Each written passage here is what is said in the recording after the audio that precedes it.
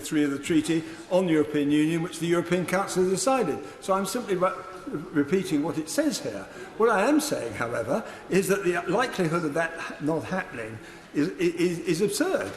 And I really do think that this is just another example of the kind of obfuscation which this bill provides in almost every clause. And it's not just obfuscation, it's actually driving a coach and horses to the way in which we should be governed and the way we have been governed. I certainly give way. There was a point raised earlier, and I think it's a very viable point, which also makes this problematic, which is in Section 3, it assumes that the EU would in some way make conditional. Yes. I beg your pardon, Mr. Deputy Speaker. It assumes that the EU would in some way make a conditional offer, but the EU is in control of whether it makes any kind of offer, and conditional or not. And this bill, therefore, hinges on the EU's ability or desire to do that, which, of course, probably won't happen. And by the way, they're not meant to anyway. That is true. And indeed, we had all this back in April when, if you actually looked at the text of the decision and the manner in which it was taken, it was hedged around with certain conditions. And what's going on here is that we are being driven by this bill to do something which is in complete contravention to the decision that has been taken already in Section 1 of the Withdrawal Act, which itself implements the decision that was taken by the British people. It undermines the referendum, and it undermines the law of the land as expressed in Section 1, and the commencement order has already been made. I pay tribute to my right honourable friend, the Secretary of State, for bringing in that commencement order, and therefore it's a done deal. It has been done. We are now in a position where we have repealed the European Community Act 1972, subject only to the fact that the law of the land says 31st of October. That is bringing it into effect. This is a monstrous piece of legislation designed to turn not only our constitutional arrangements inside out, but the decision not only of the British people in the referendum, but also the government's policy. And I have to say that the Prime Minister has really established another important point in his leadership election result. Two-thirds of the, within the framework of the Conservative Party, it is clear he got two-thirds of the parliamentary party to vote for him. He got two-thirds of the grassroots of the associations to vote for him. If ever a Prime Minister has had a mandate to make the decision that he has within the framework of the Conservative Party, it is there, and that is another reason why I take exception to the fact that the reason why this bill is going through is because there are a number of colleagues, and I'm sorry to have to say this, it's a sad business, but the reality is that it flies in the face of that mandate which the Prime Minister got within the framework of the Conservative Party. But within the framework of our Constitution, there is absolutely no doubt whatsoever, and I'll conclude with these words, it is just simply monstrous that we should be put in a position where a judicial duty is imposed on the Prime Minister to make a decision under the terms of this bill, and frankly, I find it inconceivable that anyone could possibly vote for it. Has he finished? Sir Christopher Cho. Mr Deputy Speaker, it's a pleasure to follow my honourable friend, and he, as always, is on the side of the optimists rather than the defeatists. And in listening to the honourable gentleman member for Aberavon, whom I've had the pleasure of serving with on the Brexit committee, I fear that he is a pessimist in this, and he thinks that we need to have compromise, but he doesn't talk about the need for the European Union to compromise. He only talks about the need for the United Kingdom to compromise in the face of what was a clear commitment by the British people to leave the European Union. Can I speak briefly to the amendments which are in my name and in my name of my right honourable and honourable friends?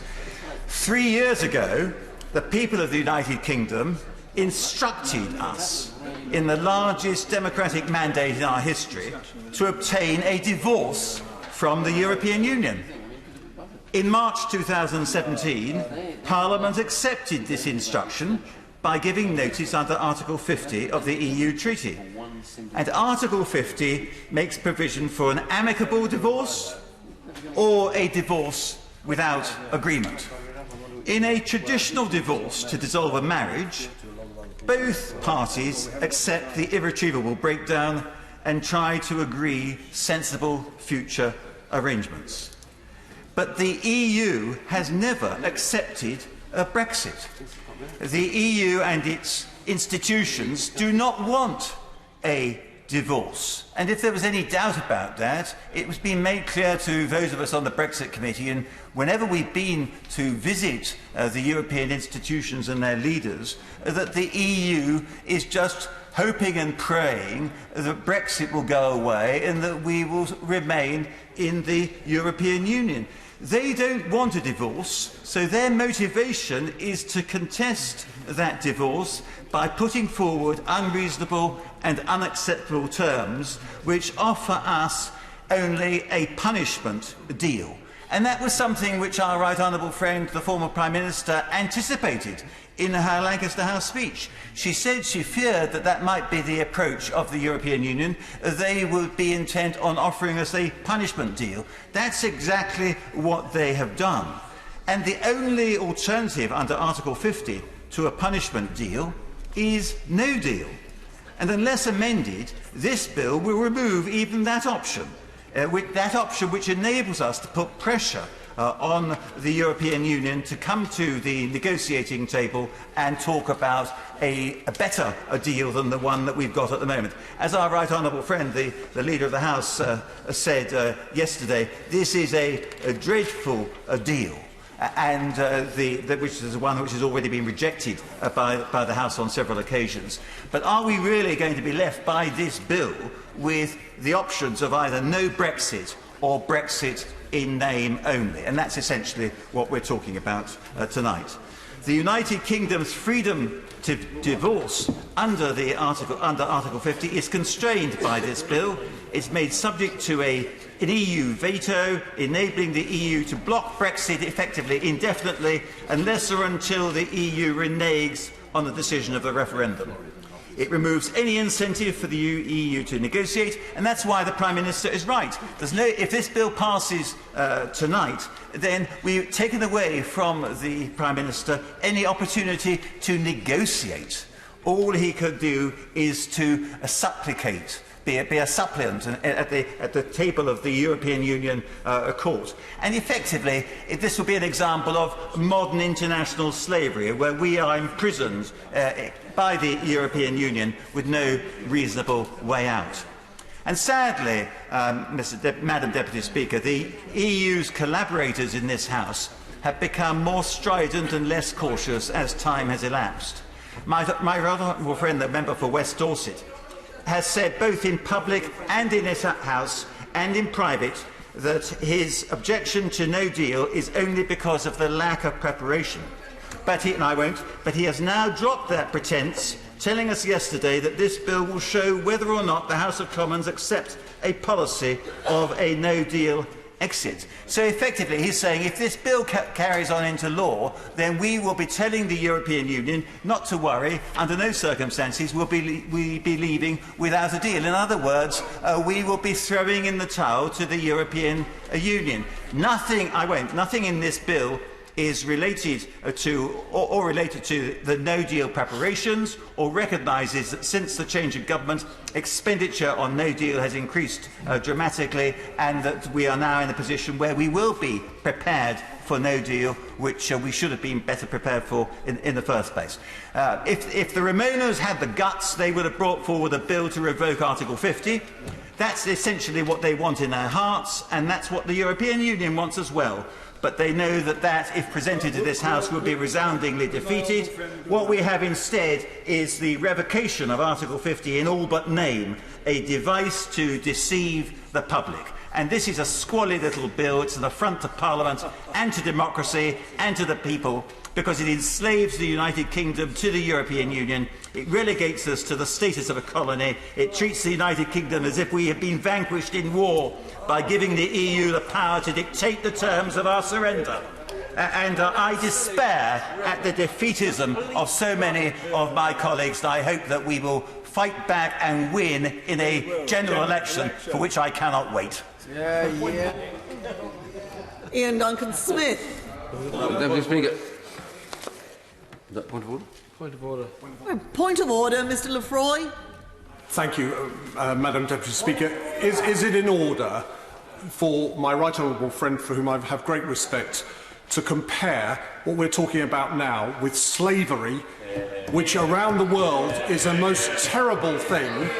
And order. I appreciate the point that the honourable gentleman is making, and indeed his dedication to fighting that particular evil, but that is a debating point, not a point of order, and we don't have time this afternoon. Ian Duncan-Smith. Mr. Speaker, I rise. I'm going to be quite brief because I know many others want to get in, and I just was going to compare a couple of these amendments and then a few words as to why I think this bill is a very bad bill. I mean, first of all, I do say to the member for Aberavon, who's not sadly in his seat, that I think this is a genuine attempt to try and find a way forward. It's intriguing. I've just been reading it now, having just looked at it, and he's very specific in his, particularly in one of his amendments, in which he says that the purpose of the letter to extend would be, and I quote, to include provisions reflecting the outcome of inter-party talks and announcement by the Prime Minister on 21st May 2019. And of course, I think the problem, first of all, as I say, Madam Deputy Speaker, I say that this is a genuine attempt by those who really do think that this House stands in serious danger of being perceived by the public more and more as having taken the position that nothing will satisfy it, and that basically the only thing that they want at the end of it all is to defy the decision taken at the time of the referendum. And that is very much the opinion now growing out there, and I was intrigued to listen to the member for Aberavon when he made that point, that we are now being perceived in this place as a parliament opposed to the people, not a parliament to represent the people. The people voted to leave, whether we liked it or not, and now this Parliament seems set on a course to obfuscate and delay that with a view eventually to overturning it. And there's no question in my mind, and I would say this concerning his observations during his comments, as I say, legitimate observations. We get on very well, we play football together, so I'm slightly in favour of him anyway. But the point I would make is that he said they were good talks. The problem was his front bench at no stage, I think, conducted those in a genuine sense. I think the truth was they probably never intended to agree anything with my honourable friends who were in government at the time. And I think one of the reasons for that, and actually interesting in a whispered exchange with the father of the House, it was him who made this point, probably he said because they were under attack by the second referendum crowd, who were absolutely opposed to any idea that they could strike any kind of agreement with the government that would do away with the idea of a second referendum and therefore a vote to vote down the original referendum, and I think that lies at the heart of it. There is a deceit in all of this. I don't, as I said earlier on, I genuinely believe that the member for Aberavon, the honourable member for Aberavon, was genuine in his view, and many of those who were aligned alongside him in that regard, but I do not believe that to have been the case with the front bench of the Labour Party. I think, in fact, throughout all of this, they have played fast and loose. And when I come to the proposition concerning this bill, I come back to the point why I think this is a bad bill, because for all the talk about not wanting to have no deal, but wanting to have a deal, every one of those who proposed, some of them here I suspect, I know, voted for the Prime Minister's deal, but if they really, really wanted any deal rather than no deal, they would have voted for that. But so strangely, they found themselves voting against it at the time. I give way to my honourable friend. I mean, he's making an absolutely valid point, which is there is a huge amount of virtue signalling in this House, Madam Deputy Speaker, about people who do not want no deal, but will not vote for a deal. And therefore, the amendment that I have proposed enables everyone to state very clearly on the record for their constituents whether they will allow us all that chance to vote for a deal rather than for no deal on Monday the 21st of October. Does he agree that that is a very sensible way of putting the issue absolutely straightforwardly? Well, I wasn't going to come to his amendment because there was a fair amount of debate, but I kind of linked him and the member for Aberravon in the same sense, and I think both are trying generally to find a way through, and we're old friends, and I have to say to my honourable friend that I generally think that he has made an effort to propose that, and they're similar in one regard, except that his proposal goes back to the final discussions that were taking place.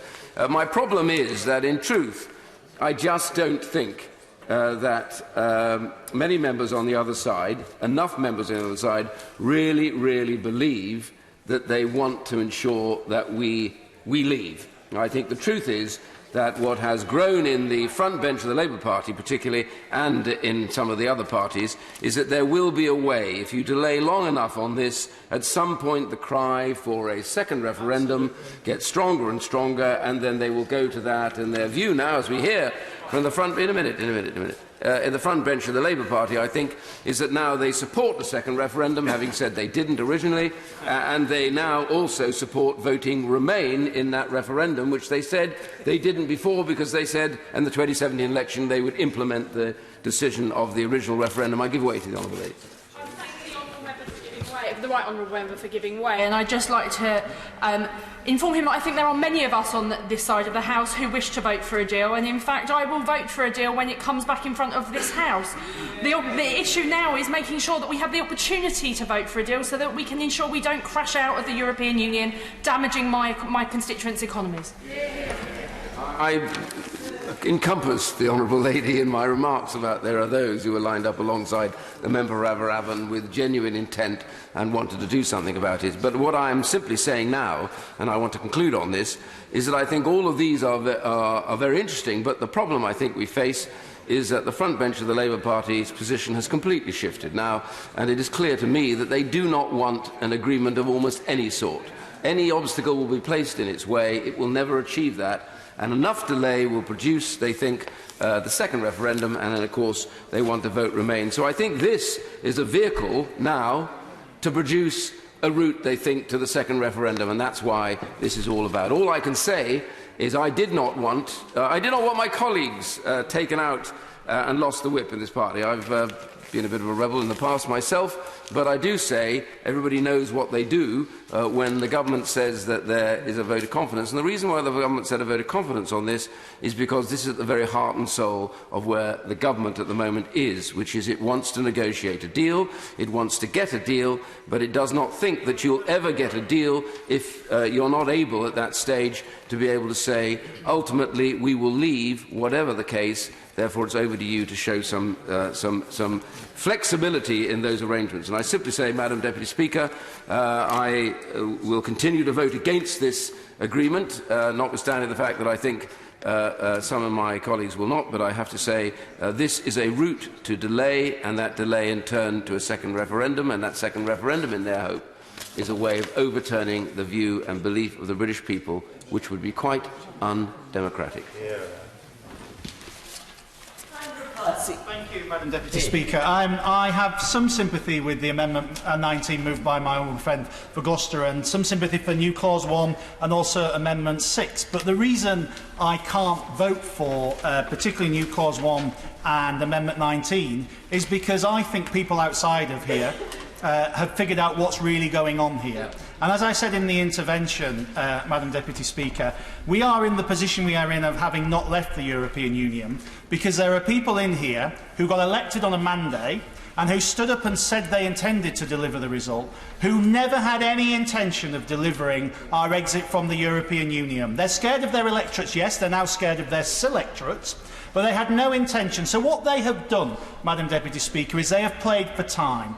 In exactly the way my right honourable friend suggested a moment ago. And they want to play for time again, because they want to get us to 2020. And when we get to 2020, it then suddenly becomes, well, that referendum was in 2016. It's quite hard to continue to implement a mandate from 2016, roughly the length of an average parliament, in 2020. That's what's going on in here, Madam Deputy Speaker. And the people have figured it out. My constituents have figured it out, who went to the polls in 2016 and voted to leave the European Union by a margin of 67%, on the belief that their result was going to be implemented, because both sides told them that. They trotted along in the general election of 2017, and 93% of them went out and voted for two political parties who said they were going to implement the result. And they figured it out, as I said, Madam Deputy Speaker, that there are people in here who never have any intention of delivering on this result. Because what will happen is if we have another extension and something else comes back, there will be another reason why they can't quite bring themselves to vote for it, because their particular niche thing that they have selected, perhaps having never mentioned it before, will suddenly now be the block on why they can't quite get themselves across the line. I'm sick of it, Madam Deputy Speaker. The people are sick of it, and they have figured it out. And the reason we're in the position we're in now, that when people talk about compromise, is because we've had this perverse alliance. We've had this perverse alliance of people who never wanted us to leave the European Union, Remainers, voting with the minority of people on my side who actively want us to have a no-deal Brexit. They've trotted through the lobbies together, whilst people like me, who came into this House in 2010, absolutely determined to get us out of the European Union, have done exactly what was asked of us and is being demanded of us now, have compromised, have looked at that withdrawal agreement and said, you know what, it's not perfect, but I respect the promise I made to my constituents. I respect the minority of my constituents who also voted Remain and therefore expect me to represent them as well.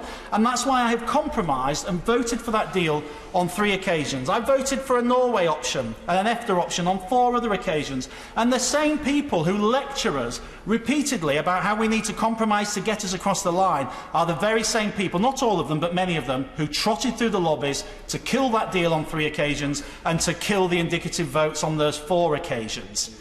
And Mr. Speaker, Madam Deputy Speaker, I have to ask the question as well, when did it become the case that people who campaigned for Remain get to tell people who voted Leave what it is they voted for?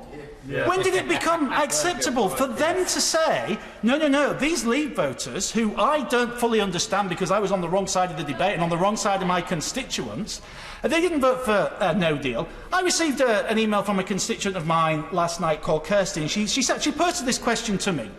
And she said, why do these people who got the referendum result wrong, were on the wrong side, get to say why I voted? She said, I know why I voted Leave, and I'm prepared to have a no deal. And she signed off saying, my name's, she said, Kirsty, under 40, not a racist, and quite well educated.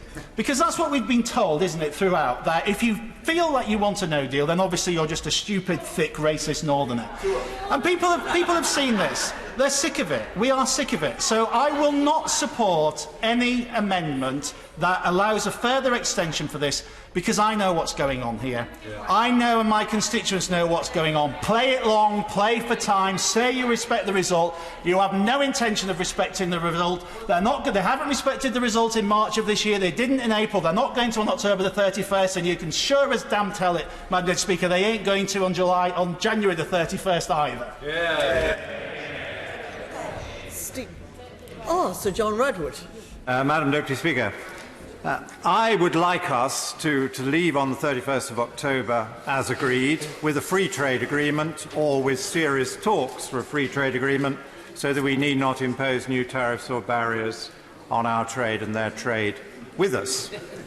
I'm quite sure that I only have any chance of achieving that if the so-called no deal is left firmly on the table, and if the European Union knows that we will leave with no withdrawal agreement or no free trade agreement if they do not agree to those talks or offer one.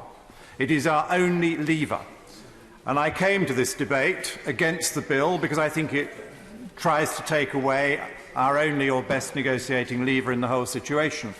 And I've looked very carefully at these amendments and listened to the debate on the amendments before us, Amendment 6 and New Clause 1 and Amendment 19. And I'm quite sure that the members for Aberavon and Gloucester have very good intentions, and they are desperately trying to find compromise and a way forward at a time when the country is divided on this, as it was during the referendum campaign, and when this House remains extremely divided or fragmented into a series of different factions with different views on what is the best outcome.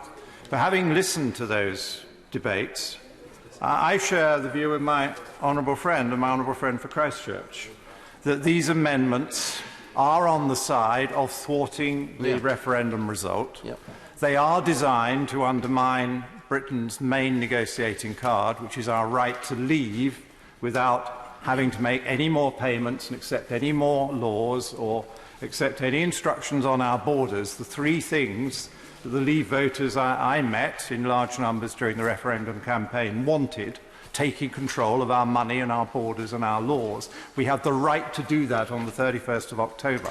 And it is because we have that right. Yes, take control of our laws. It is because we have that right, and that is what we're arguing about today. And I am explaining the extreme irony that this Parliament, that claims to believe in democracy, is deliberately trying to thwart our democracy by denying the results of a democratic decision made by the people, which we said was theirs to make, and trying to overturn the promises that many candidates in the general election of 2017 made, on the Labour side in particular, and they now seem to have forgotten. Now they are members of Parliament. I give way. I'm most grateful to my right honourable friend, and I noticed the laughter from the Scots Nats at what my right honourable friend was saying, and in view of the very good sense that he was speaking, I'd just like to, as it were, invite the House to consider this. Is it not the case that under the withdrawal agreement in the transition period, the decisions are taken by the Council of Ministers to impose obligations and laws on the United Kingdom as a whole, without our even being there, without any transcript, without any Hansard, and more or less almost invariably by consensus, and that the whole thing effectively is a massive racket, the object of which is to put us in a state of subjugation, and that if we accept... Order. Sir William, thank you, but we're running out of time. Sir John. Extremely important point, which goes to the heart of this crucial issue raised by the SNP from a sedentary position about our democracy. That one of the features many of us found most objectionable about the withdrawal agreement was just that for a long and unspecified transition period, could have stretched on for many months, it was not clear what would end it, we would be under any new law that the European Union wished to impose upon us, with no vote or voice or ability to influence that law. And at the moment, as full members, we do have some influence, and we have a vote, and sometimes we manage to water something down or delay something. But we would have none of those rights. And of course, any of the existing massive panoply of European law could be amended or changed by decisions of the European Court of Justice, and that would all be completely binding on the United Kingdom. This is completely unacceptable for a democratic country, when a majority of people in a democratic referendum had voted to take back control of their laws, that their parliament then says, no, far too difficult a job for us, we don't want to participate in this process, we don't want to take control of your laws, we want to delegate most of them in many fields to the European Union and have a foreign court developing our law for us in ways that we might find completely objectionable. And none of the amendments that I've just been mentioning from Gloucester and Aberavon and others, intending to find a compromise, tackles this fundamental obstacle to the withdrawal agreement and to the idea that we can somehow negotiate our way out of the European Union if they don't think we just intend to leave. I give way. Thank you. Thank you, Madam Deputy Chair. Chair, in fact. Thank you. Mrs Lamb. I'm very grateful indeed to the Right Honourable Gentleman for taking an intervention. May I just take him back to something they said, because it's really very important. The Right Honourable Gentleman and many of his colleagues have claimed in the referendum and subsequently and tonight that they're going to take back control of the borders. May I just ask the Right Honourable Gentleman how he intends to take back control of South Armagh, and would he like to come to Crossmaglen and explain why it's all right to go out without a deal? Order. Before Sir John recommences his speech, we are running out of time. It would not be a proper debate if we don't hear from the front benches, and I'm sure that Sir John will understand that and come to a conclusion very quickly. Thank you. Well, of course, if we just leave, we take back control of our borders, and we then decide whether we wish to do anything about it. We may wish to leave in place exactly all the existing arrangements. I'm not making any recommendations that would embarrass the Honourable Lady or her friends in Northern Ireland. We're very sensitive about that border. Indeed, the British government has made very clear that it sees no reason to impose new barriers and difficulties on our side of the Northern Ireland, Republic of Ireland border at all. And that, I'm sure, would be very welcome to all those seriously worried about this issue in this House. And it makes one wonder why the backstop was ever invented or necessary, and why it is so difficult for the European Union just to strip it out, because they have a sincere promise, I think agreed by all parts of this House, that we don't wish to impose new barriers on that border in a way that could be an obstacle to good relations and the peace process. Briefly. I wonder if my right honourable friend has ever, having builders in, and you haven't given them an end date.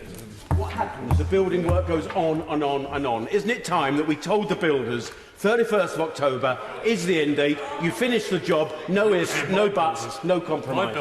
Order. Let us not repeat. We all know it. It's right. It's great for emphasis to repeat things, but we are running out of time. Sir John Redwood. I will accept your guidance and say that, in conclusion, these amendments do not fix this bill. This bill is extremely damaging to our democracy, undermines our negotiating position, and would therefore achieve the opposite of what many of its proposers say they're trying to achieve. Stephen Gethens.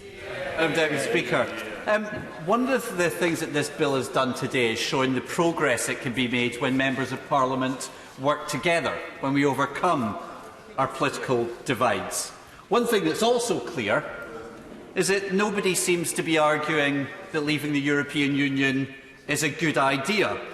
And I'm not sure how I follow the last contributions, but talking about issues like democracy, when you've got a government that wants to ignore laws that get passed by this place, that already ignores motions on crucial issues like pensions fairness for the WASPy women, and wants to stuff the unelected House of Lords full of pro-Brexit peers, is somehow democratic and bringing back control defies belief. But worst of all, on a no-deal Brexit, where there's no mandate, no one voted for it, and the Prime Minister told us it would be the easiest deal in the world and no chance that would ever happen. Now, whereas many members on the benches opposite, and I want to pay particular tribute to the member for North East Bedfordshire, made a fine contribution earlier on today, was a fine minister, but for whom there is no space left in the Conservative Party. But the member for Stone, in his contribution, told us everything we needed to know. When he talked of a mandate, he talked in terms of a Conservative Party leadership election, of which 0.1% of the population, if that, could vote. That is not a mandate. That is not a democracy. And let me say it to them, and I try to say it in gentle terms, but I'll say it in the strongest terms possible. Leaving the European Union and the harm caused to everybody by the government's no-deal Brexit is bigger than the Conservative Party, is bigger than every single party in this place. And when members think about this tonight, they do well to remember that. And I'll finally say something else. I think members like the member for Gloucester, amongst others, have had good intentions in what they try to do. But this is a government that's no idea what it's doing, and we must take no deal off the table. I'd like to thank the members who have backed our bill tonight, thank them for their contributions, and we won't be backing any amendments because we need to get this bill through. Take no deal off the table. Thank you, Madam Deputy. Paul Blomfield. Thank you, Madam Deputy Speaker, and I'd like to thank everybody who's been contributing to this debate, because it's been largely thoughtful and reasoned, both at committee stage and at second reading, and it's been the sort of debate that we could usefully have had more often over the last couple of years. And I do recognise that the amendments, particularly from the Honourable Member for Gloucester and my Honourable friend, the Member for Aberavon, are put forward with good intention and to seek to assist the process. But our view on all of the amendments is determined by the objective of the bill itself, and that was made clear by my right honourable friend, the Member for Leeds Central, and in the second reading debate. The bill has one clear purpose, and that's to prevent a disastrous no-deal Brexit on the 31st of October. It's been an extraordinary coalition that's been brought together over the last few weeks to put the bill forward in a spirit of consensus. We know that no deal would be a disaster for jobs, for the NHS, for policing and security. And the government's own papers from Operation Yellowhammer made that clear. In addition, there's real anxiety about the lives of EU citizens in the UK and those who are too often forgotten, UK citizens in the EU, thrown into uncertainty and potential legal jeopardy. And of course, as many have pointed out, no deal would not be the end of Brexit. Quite the opposite. It would be the beginning of years of long negotiation over our future relationship, in which we would start from a significantly disadvantaged position. And when we make the arguments against no deal, we are not only speaking on behalf of that coalition in this House, but for many beyond. The CBI has called no deal a tripwire into economic chaos. The TUC has said it would be a disaster for working people, and this is our last chance to avoid no deal. The House has voted against it 3 times, but we need this legislation because the Prime Minister and his government can't be entrusted to enact the will of the House without it. The only reason that Parliament is even sitting today is because of the Right Honourable Member for Beaconsfield's amendments to the Northern Ireland Act, and the Prime Minister made it clear that he saw this September sitting period as a nuisance. I think he described the September sessions as a bit of a rigmarole. The Prime Minister has told the House he's pursuing a deal with the EU, but he's equally told the House nothing has been proposed to them, and the EU have, in effect, and there was, I think, a devastating critique from the former Chancellor earlier today. European officials have told the press that there is, quote, literally nothing on the table, not even a sketch of what the solution could look like, and the Prime Minister's closest adviser has called the talks apparently a sham. Got that right, at least. So the government's current working alternative to the backstop is simply taking the backstop out. There is nothing new being proposed. But if by some miracle there is some deal negotiated with the EU, then the Prime Minister can bring that back to the House for us to vote on. That's incorporated in the legislation. So let me turn to the amendments to the bill.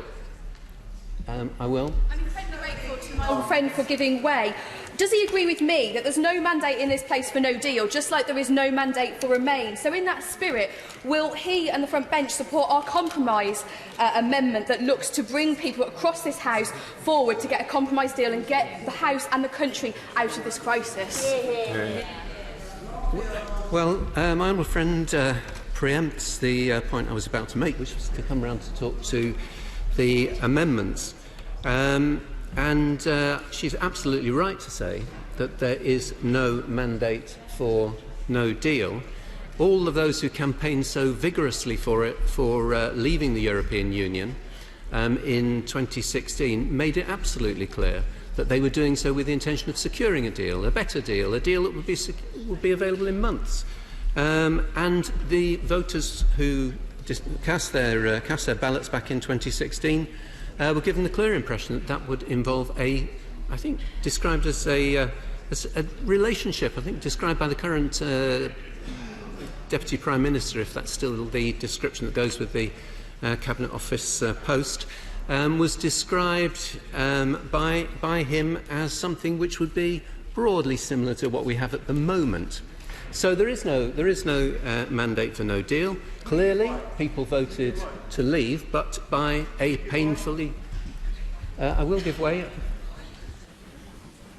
Like me, he stood on a manifesto which promised to respect the referendum and to implement the outcome of that referendum. Yet it's absolutely clear that what the Labour front bench have done during this entire process is frustrate the entire exercise, create as much chaos as possible, and prevent any prospect of a deal being implemented. And if he wants people to believe that he's actually in favour of a deal, can he update the House on what work the Labour front bench is actually doing to put forward any constructive proposals to uphold the mandate he was given at the last election, which was to find a way of leaving the EU? I'm happy to do that. We stood at the last election on a commitment to respect the results of the referendum, but to rip up the negotiating mandate which we thought that the Tory government had, which we felt failed the British people. I said from this dispatch box winding up in I think it was the 5th of December, when the Prime Minister had opened the original debate on the withdrawal deal, that if only she had seized the opportunity to come straight with the British people, that they had voted to leave but by a painfully close margin, that it was a mandate that we would no longer be members of the European Union, but that we could retain a close relationship, customs union, working aligned with the single market, part of the agencies and partnerships we built together, then we could have secured a deal. And we entered into the cross-party talks in that spirit. Now, I'm conscious of time and giving the Minister time and the Deputy Speaker's BDI, so I won't. I've taken a number of interventions. I'll finish the point, and it relates to the last one. The point about the cross-party talks was that we entered into them with good spirit, with clear proposals. The Prime Minister refused to budge on her red lines, and those talks broke down. So the difficulty with the amendment that's been moved by my honourable friend, the member for Aberavon, is not in his intention, which I listened to his speech very carefully, and I listened to him on the radio this morning very carefully. Not with his intention, but with some of the practicalities of it, because he's proposing an amendment for something which doesn't really exist. A withdrawal agreement plus points to which the government didn't agree. Now, I recognise as well that there are others. Briefly on that point. I accept that we don't have an officially published withdrawal agreement bill, but we do have very clear commitments from the government based on the cross-party talks, which would be very easily encapsulated within a bill which was ready to put forward to Parliament. I know because the former Chief Whip showed it to me. I think he's talking about the Theresa May government, which is a very different proposition from the one that we are facing at the moment. But we weren't at that stage of agreement. If there had been the basis for an agreement, we would have seized that opportunity in the talks. So, although I have sympathy with what he's saying, and those proposals could be part of the discussions that we need to have in the extended period that we will secure when this bill is passed, as will the proposals that other members have made across the House. We need the space to have those discussions, and we can only achieve that space by voting for the bill today. This bill is successfully brought members across the House together around a single, clearly focused objective. We're united behind the need to avoid a no-deal Brexit. We need to keep our focus when we vote very narrowly on that, and ensure that we achieve that objective, because we know, a clear majority knows, a growing majority within this House knows, that if we allow us to stumble into a no-deal Brexit, it will be a disaster for the country. Secretary of State Stephen Barclay. Thank you, Madam Deputy Speaker. The principle of this bill in terms of seeking an extension is wrong. And the government opposed it at second reading, we'll oppose it at third reading, and indeed it is so flawed that we have not bothered to table amendments to it because we oppose it in all forms.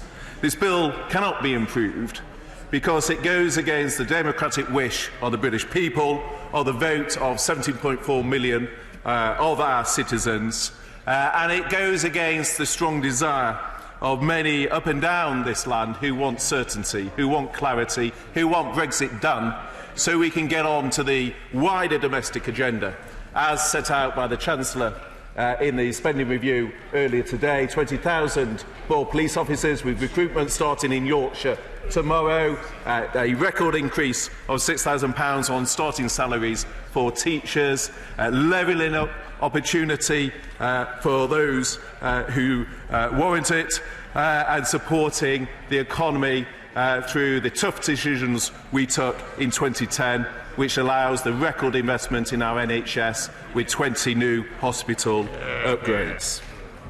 The member for Aberystwyth spoke with sincerity, and I do not question the spirit in which he brings New Clause 1 to the House this evening.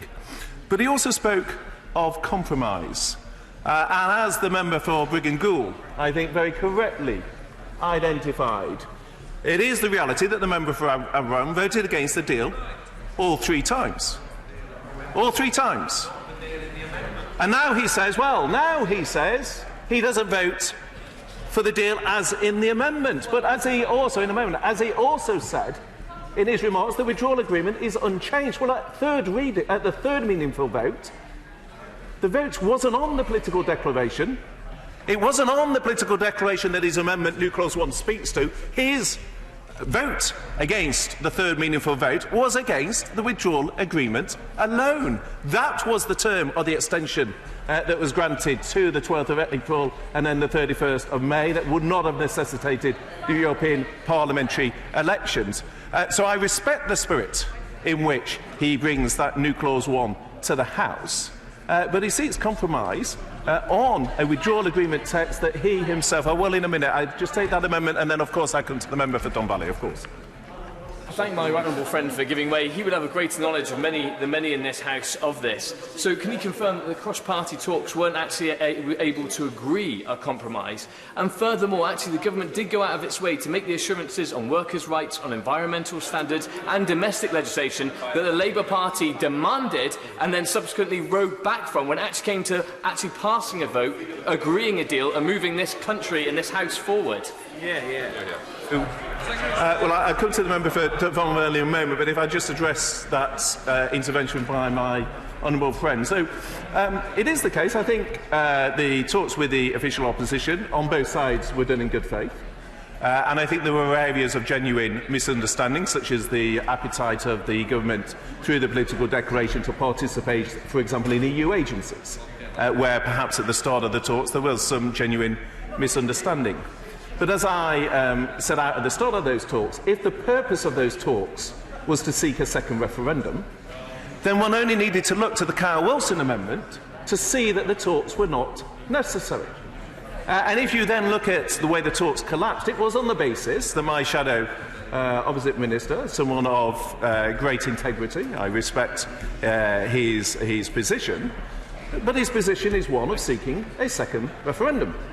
Now, if that was genuinely the crux of his concern, then surely that was self-evident at the start of those talks. It did not need the necessity of those talks to progress in order to tease that point out. Of course, I give way to the member for Don Valley. Right, honourable gentleman, for giving way. And of course, I have voted for a deal a number of times. And I say with the greatest respect, we have to move on by who did what when, and we have to look forward. Many of my colleagues regret not voting for a deal, and they are dealing with that right now. What we're trying to do from the back benches, and maybe both front benches could listen to this, is actually what we want to identify and agree is that there is much in the withdrawal agreement bill where there is consensus across the House. It isn't the only deal, and our amendment asks us to reflect on it and build on it. But for goodness sake, we have to move on. And there is an increasingly loud voice in this House, across the House, wanting a consensus to move forward. Yeah, so firstly, may I agree with the Right Honourable Lady, both in substance and in form. I think she's right in terms of the requirement for us to move forward and not to look back. In fact, I made a very similar point to the Irish government in terms of how we move forward constructively rather than look back at some of the talks to date. And she's right also in terms of the fact that there is much in the withdrawal agreement on which we can move forward. And indeed that is reflected if one looks at that is reflected. I'm trying to address the Right Honourable Lady's point.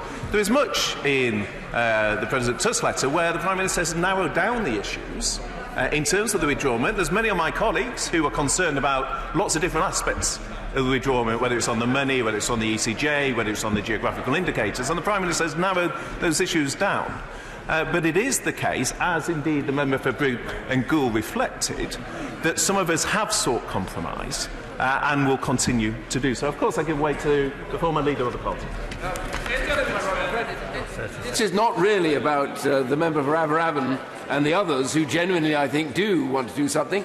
Truth is, it's about the front bench of the Labour Party who are on a wrecking process, and this is all about how to wreck the process of Brexit. Have a second referendum, hopefully when everyone's so tired out they'll vote against it, and then overturn the referendum. So that if they have a genuine view, they should vote with us tonight to wreck this bill. My right honourable friend is absolutely correct. The Prime Minister has been crystal clear in setting an objective on the 31st of October. And in being clear, and in turbocharging through my right honourable friend, the Chancellor for the Duchy of Lancaster, our preparation for a no-deal outcome we do not see. We have seen movement, as I touched on in my remarks at second reading, between a starting point where not a word of the withdrawal agreement can be changed to one in which creative and flexible solutions can be explored. And indeed, the Prime Minister's Europe advisor is in Brussels today, making progress on that, and yet his work is dismissed by some, because of media reports, as not being of the substance that I know it to be. Of course, I give way to the member for Woking. Great. Secretary of State. And would he confirm that the possibility of us leaving without signing the withdrawal agreement is our main pressure point on the European Union, and that without that, there's no reason why they should give ground? My right honourable friend is correct that the European Union, like the United Kingdom, want a deal. And it's worth reminding the House as to why that is the case. Because whilst their position on money, citizens' rights and the Northern Ireland border has been unified, the impact of a no-deal outcome is asymmetric across the EU. Issues like fishing, issues like geographical indicators that are not protected. It's worth reminding the House there's over 3,000 European geographic indicators, but just 88 UK GIs. So when we hear that the EU are fully prepared for no deal, when we hear that my counterpart Michel Barnier say that they're fully ready for no deal, there is a difference between what legislation or regulations they may want to put in place and the reality of operational readiness, which is much more varied between member states. Mr. Deputy Speaker, this is a bill which is about delay. It is about legislative purgatory. It is about disguising the true intent, not of all, because there are some colleagues who have voted for a deal 3 times, but of many who vote against a deal, not once, not twice, but 3 times, but then say that they're against no deal as well. This is a bill which is designed to stop Brexit and comes at a cost of £1 billion a month. £1 billion that we want to see invested in our front line in the way the Chancellor set out. This is a bill that is flawed. I urge colleagues across the House to oppose it at third reading. The question is that Amendment 19 be made. As many of that opinion say aye. Aye. The contrary, no. Division, clear the lobby.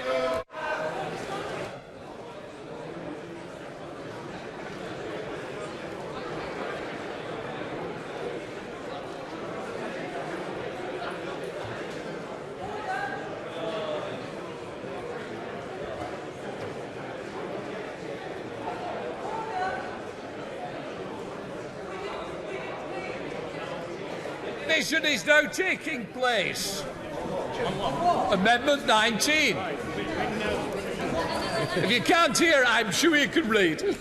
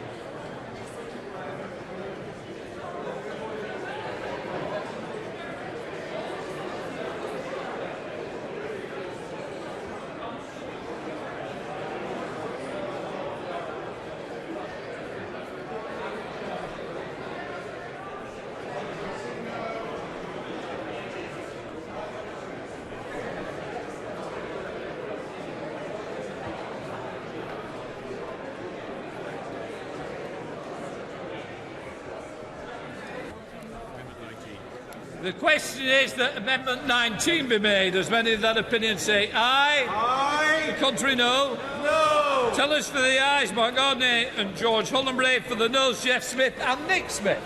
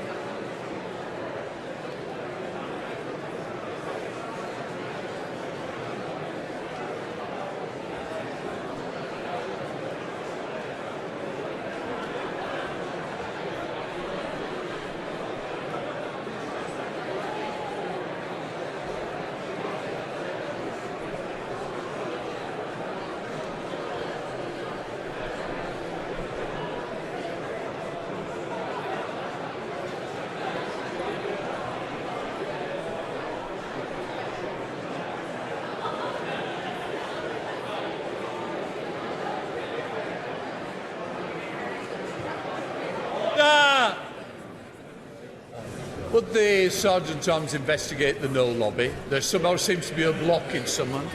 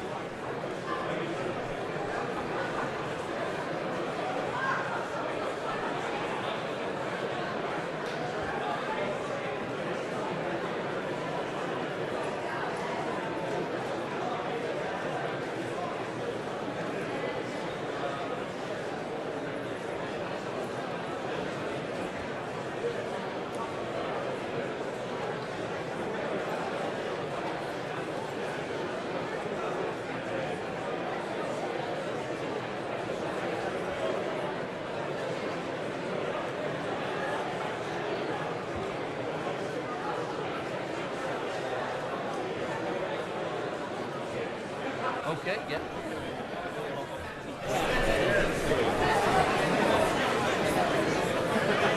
Order! Order! The ayes to the right, 65. The noes to the left, 495.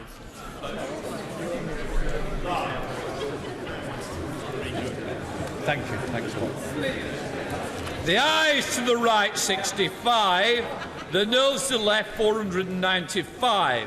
The noes have it, the noes have it. Unlock.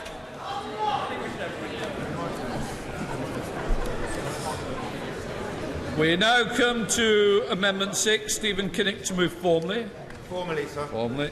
The question is, that Amendment 6 be made? As many of that opinion say aye. Aye. The contrary, no. Division, clear the lobbies.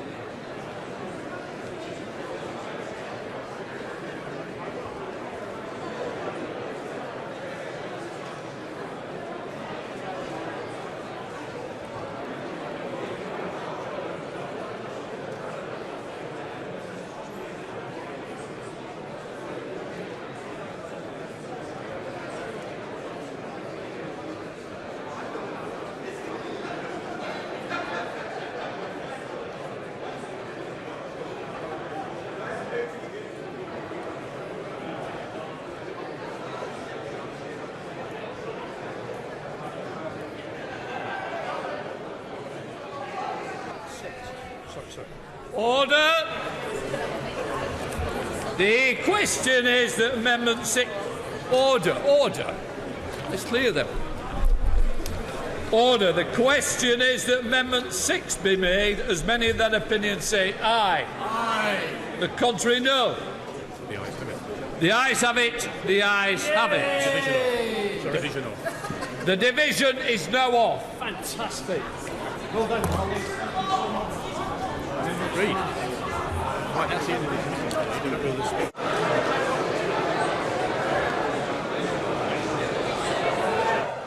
We now come to the next part.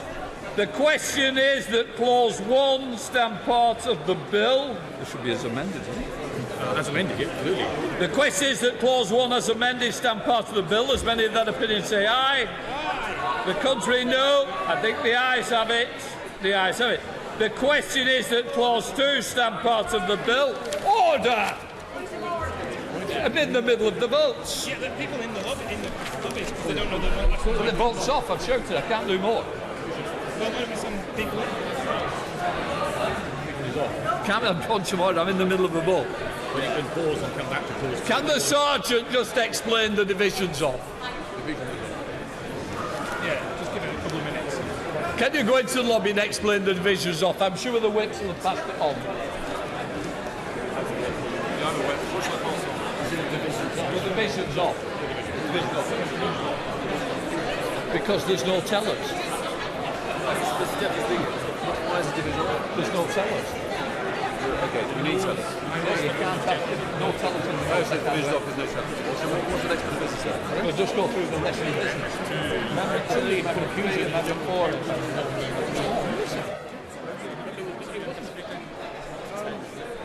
No, I mean... One is the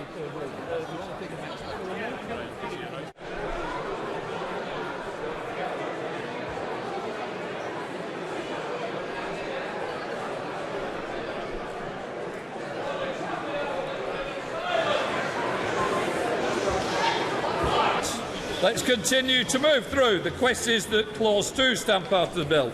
As many of that opinion say aye. Aye. The contrary, no. I think the ayes have it, the ayes have it. The question is that Clause 3 stand part of the bill. As many of that opinion say aye. Aye. The contrary, no. I think the ayes have it, the ayes have it. The question is Clause 4 stand part of the bill. As many of that opinion say aye. Aye. The contrary, no. I think the ayes have it, the ayes have it. The question is that Clause 5 stand part of the bill. As many of that opinion say aye. Aye. The contrary, no. I think the ayes have it, the ayes have it. The question is that the schedule be the schedule to the bill. As many of that opinion say aye. Aye. The contrary, no. I think the ayes have it, the ayes have it. Order, order.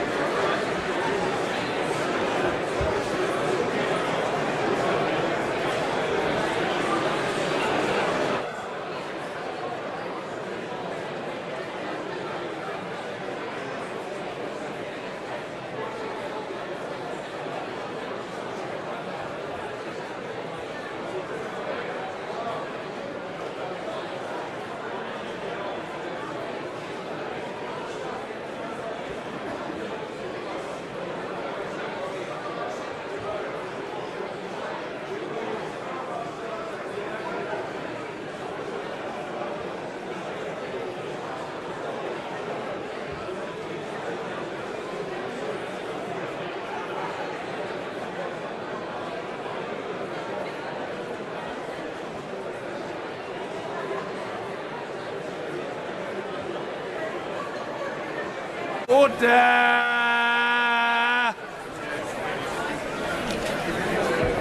I beg to report that the committee has gone through the bill and that the amendment has been made. Thank you. Order. Under the terms of the order of the House yesterday, we now move directly to the third reading of the bill. To move the third reading, I call Mr. Hilary Benn. Thank you. The question is that the bill be now read for the third time. As many as are that opinion say aye. Aye. Of the contrary, no. No! Division! Clear the lobby.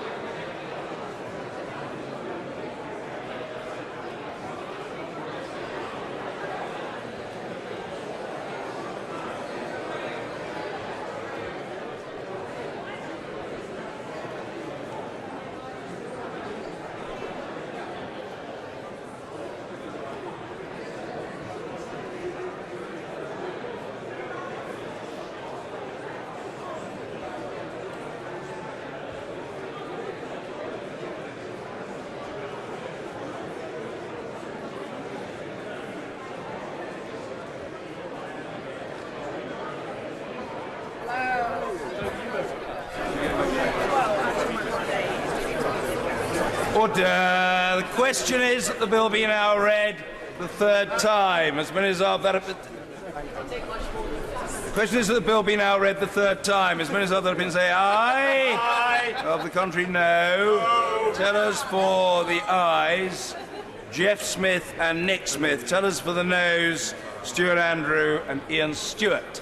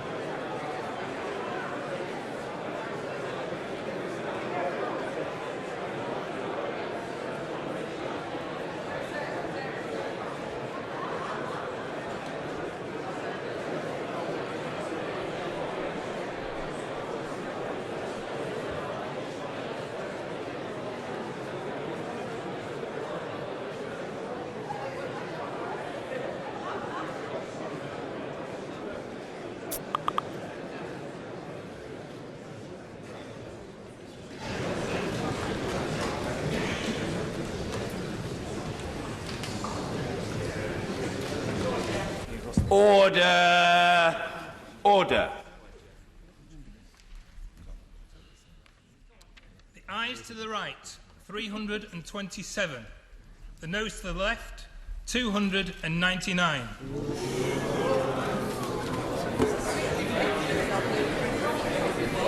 Thank you.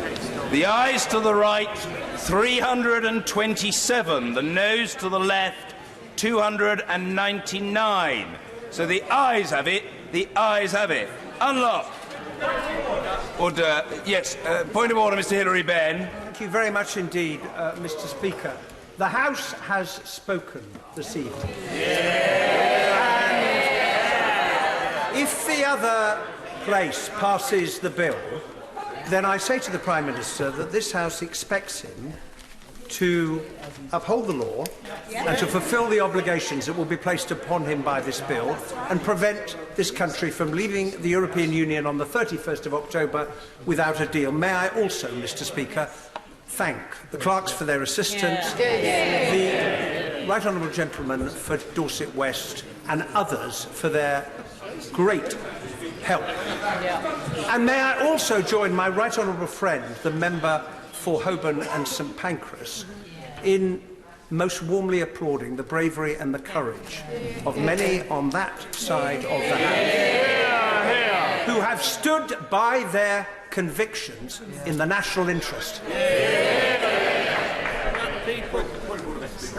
Thank you. Point of order, Mr. Stephen Kinnock. Thank you, Mr. Speaker. Given that the House has now approved the bill as amended, could I press the government to, as rapidly as possible, publish the withdrawal agreement bill, which really does require the proper and robust discussion in this place? Well, the honourable gentleman has made his own point in his own way, and it is on the record, and we're indebted to him. Deferred divisions motion, the whip to move formally. Thank you. The question is as on the order papers. Most other people say aye. The contrary, no. I think the ayes have it. The ayes have it. Order. We now come to the motion on the early parliamentary general election. To move the motion, I call the Prime Minister. Thank you, Mr. Speaker. Thank you, Mr. Speaker. Well, Mr. Speaker, the House of Commons has passed a bill devised by the leader of the opposition, who I see is not in his place. But his colleagues, he is characteristically evasive, if not frit, Mr. Speaker. It's a bill that effectively ends the negotiations, a bill that demands an extension at least until next year and perhaps for many more years to come, and a bill that insists Britain acquiesce to the demands of Brussels and hands control to our partners. It's a bill designed to overturn the biggest democratic vote in our history, the 2016 referendum. And it's therefore a bill without precedent in the history of this House, seeking as it does to force the Prime Minister with a pre-drafted letter to surrender in international negotiations. And I refuse to do this, Mr. Speaker, and it's clear that there is therefore only one way forward for the country. The House has voted repeatedly to leave the EU, and yet it has also voted repeatedly to delay actually leaving. It is voted for negotiations, and today, I'm afraid, it has voted to stop, to scupper any serious negotiations.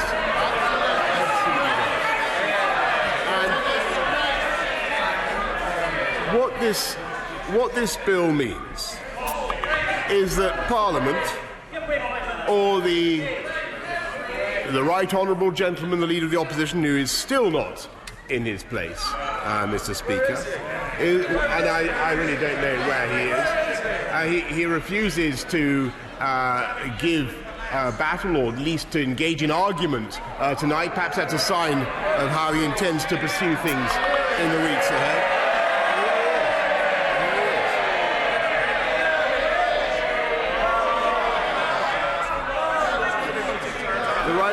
The right honourable gentleman's bill. I'm glad he's now favoured the House with his presence, Mr. Speaker. The right honourable gentleman's bill, amongst its other functions, is to take away the right of this country to decide how long it must remain in the EU, and handed that power to the EU. And I'm afraid it is time. That is what it does. That is what it does. And I'm afraid it is time for this country to decide whether that is right.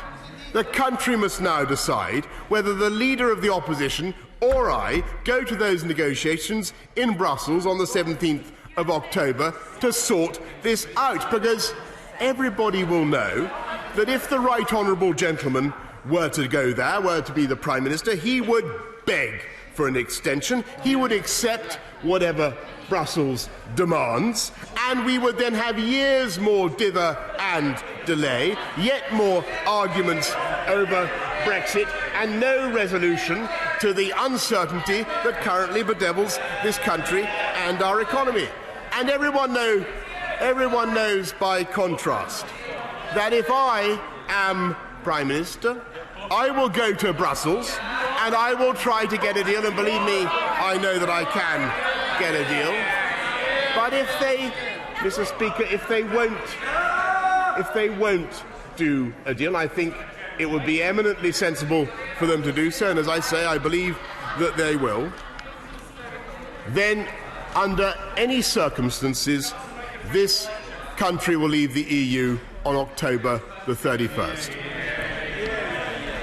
Mr. Speaker, it is completely impossible for government to function if the House of Commons refuses to pass anything that the government proposes. And in my view, and the view of this government, there must now be an election on Tuesday the 15th of October, and I invite the right honourable gentleman to respond, to decide which of us goes as Prime Minister to that crucial council on Thursday the 17th of October. I think it's very sad that MPs have voted like this, but if I am still Prime Minister, I do. I think it's a great dereliction of their democratic duty, Mr. Speaker. But if I'm still Prime Minister after Tuesday the 15th of October, then we will leave on the 31st of October with, I hope, a much better deal. The Leader of the Opposition now has a question to answer. He has demanded an election for 2 years while blocking Brexit. He said only 2 days ago that he would support an election.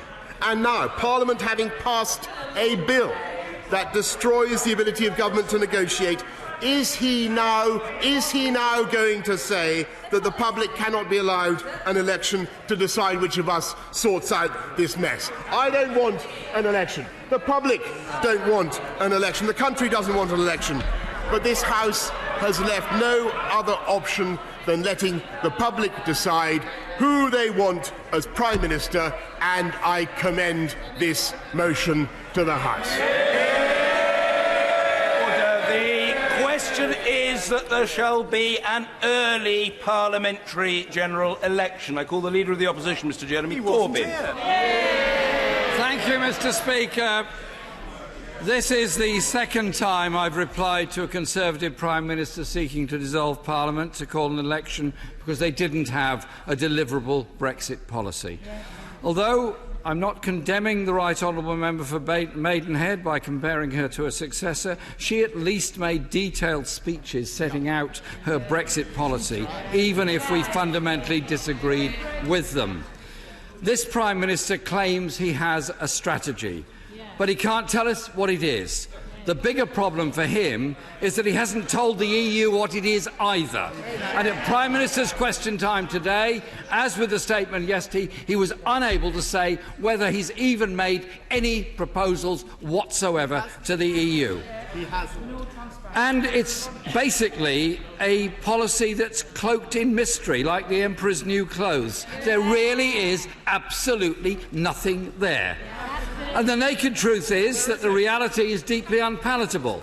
A disastrous no-deal Brexit to take us into the arms of a trade deal with Donald Trump that will put America first and Britain a distant second. The Prime Minister knows there is no mandate for no deal, no majority support for it in the country, and no majority for it in this House. The Chancellor of the Duchy of Lancaster, the co-convener of the Vote Leave campaign, said in March this year, "We didn't vote to leave without a deal." Even the leaders of the Leave campaign are absolutely clear that the referendum confirmed no mandate for no deal. No deal. No deal. No deal. No deal is opposed by every business group, every industry body, every trade union, and by this House, as today's votes and others have shown. Mr. Speaker, we want an election because we look forward to turfing this government out.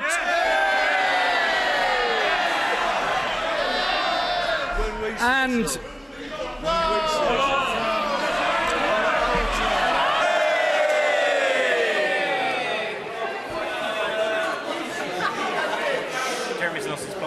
does the Leader of the Opposition want a general election? A yes or no will suffice. Well, he obviously didn't hear what I just said.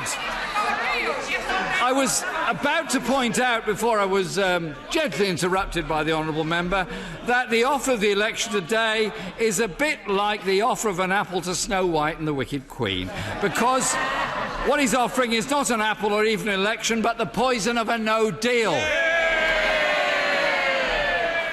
So, Mr. Speaker, I repeat what I said last night. Let this bill pass and gain royal assent, then we will back an election so we do not crash out with a no-deal exit from the European Union. And so it's the anti-democratic instincts of this government that cause us concern. Despite the expressed will of the House to support the bill debated today, the Conservative peers, their colleagues in the Lords, have tabled 92 amendments for debate. I really doubt this is motivated by a desire to improve the legislation, not a bit of it, but to filibuster it. An undemocratic cabal in Downing Street, aligned with an undemocratic and unelected House to override the democratic will of this House expressed in the bill that we have just given a third reading to. If they can't win the argument, they try to shut down debate.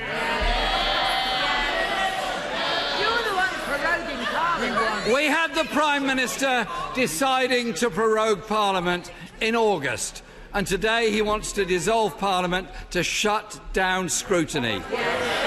He cannot handle dissent. He cannot handle dissent and debate in his own party and has extraordinarily expelled 21 of his own MPs who voted against him last night. The hypocrisy of this process is phenomenal. From a Prime Minister who twice voted against the last Prime Minister's Brexit plans. A general election isn't a plaything for a Prime Minister to avoid his obligations, to dodge scrutiny or renege on commitments. He is committed to renegotiate Brexit. But where is it? Where is the plan? Where are the proposals? If he has a Brexit plan, be it no deal or the new mystery proposal deal that we've yet to see any information of, then he should put it before the public in a public vote, a referendum or a general election, and seek a mandate for them. Let the Prime Minister go to Brussels tomorrow and ask for an extension so that he can seek a mandate for his unknown Brexit plan and put it before the people. The truth, Mr. Speaker, is that this motion from the Prime Minister is about playing a disingenuous game that is unworthy of his office. I look forward to the day his government and his party and all their austerity and misery they've heaped on this country are turfed out of office, and we prevent this country crashing out on the 31st of October with all the damage he knows, because he's already seen the documents, it will do to people's lives and job prospects in this country. It's a cynical movement from a cynical Prime Minister.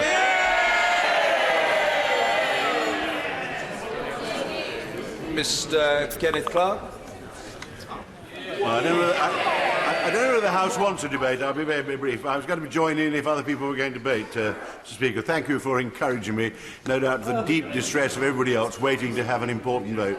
I merely say that I found these exchanges quite predictable. They've been well rehearsed before we took place. I do think the Prime Minister, with the greatest respect, has a tremendous skill in keeping a straight face whilst he's being so disingenuous.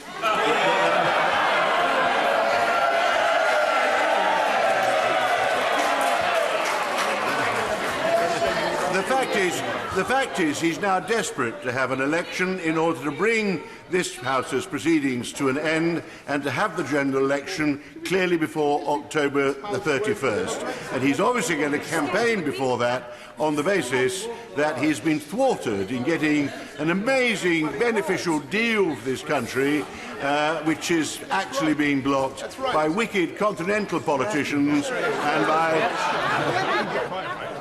politicians and the MPs in the House of Commons who have no sense of the true national interest, which is to keep him in power. It's wrong to say that the opposition to him is trying to reverse the referendum. A very large percentage of those who've been defeating him in the last 2 days are prepared to vote for Brexit. They voted for Brexit more often than he has. He caused delay in March and he caused delay in April, but we wish to do so on satisfactory and reasonable terms.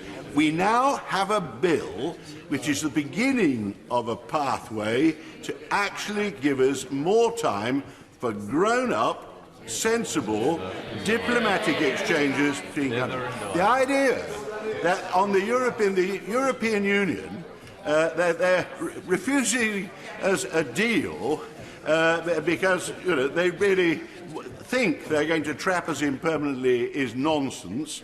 They're desperate to get a deal, but of course they're desperate to get a deal, but not so desperate that they're going to accept terms which will cause chaos in Northern Ireland, politically and economically, and will shatter the normal rules which hold together the single market and the customs union upon which they're based. The Prime Minister has thrown down dramatic conditions which he must know make any sensible negotiations pointless unless he changes his direction. He's now Prime Minister. He's now a responsible politician with huge responsibility. I urge him one last time to stop treating all this as a game and to use the time to actually get a serious resolution of these impossible problems to look after the future goodwill of this country, keeping us in a proper, no doubt different relationship with our partners on the continent, and in particular keeping our economic and trading relationships intact, because they're essential for the future of our children and grandchildren. Ian Blackford. Thank you, Mr. Speaker. Can I congratulate with all my heart the Right Honourable Member for Rushcliffe, who, I have to say, as he has done on many occasions where I've followed with him, spoken with great sense. And I have to say to the Prime Minister, I'll give you a piece of friendly advice, Prime Minister. Sack your adviser, Dominic Cummings, and bring in the Right Honourable Member for Rushcliffe that might actually be able to give you some sensible advice. You know, Mr. Speaker, we're having this debate tonight quite simply because the Prime Minister's been defeated. That's the reality. And my question to the Prime Minister is, this House is supposed to be sovereign in his eyes. Accept the will of this House. Accept the bill that Parliament has passed. Accept your duty as Prime Minister and go to the European Council on the 17th of October and negotiate the extension that you've now been told to deliver. Mr. Speaker, yet again this government has been defeated by a majority in the House of Commons against a no-deal Brexit. The passage of the bill tonight to block no deal is a victory, not just for democracy, but yes, for common sense. And I pay tribute to the members of Parliament across these benches who've worked tirelessly to build consensus for this legislation to pass and remove the Cliff Edge catastrophe. Mr. Speaker, the Prime Minister shouldn't be talking about surrender. He should be congratulating members of Parliament that have stood up for all our national interests. And really, what a disgrace for a Prime Minister to accuse parliamentarians, decent parliamentarians, of surrender. It simply lacks dignity, Prime Minister. Mr. Speaker, now Parliament has once again displayed its will. The Prime Minister must show respect for democracy and agree to abide by the will of Parliament on the bill blocking no deal. Calm down, Boris. Look, if you wish to intervene rather than shouting at me, I will give you the courtesy that you didn't afford me, if you would like to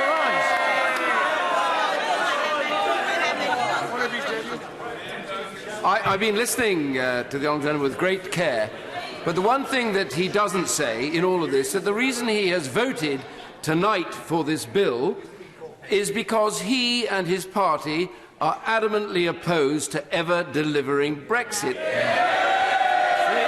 So will he now admit on his feet that that is his purpose and that is the purpose of this bill?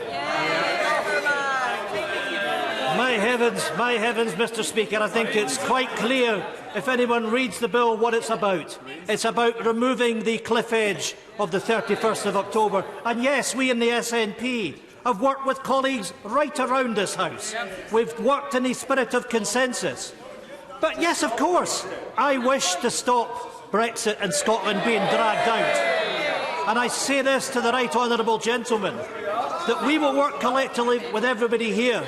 But I have a responsibility with my colleagues to stop this government dragging Scotland out of Europe against its will. And the message to the Prime Minister and the Right Honourable Gentleman, will you respect democracy in Scotland, and will you respect that Scotland has voted to remain in the European Union?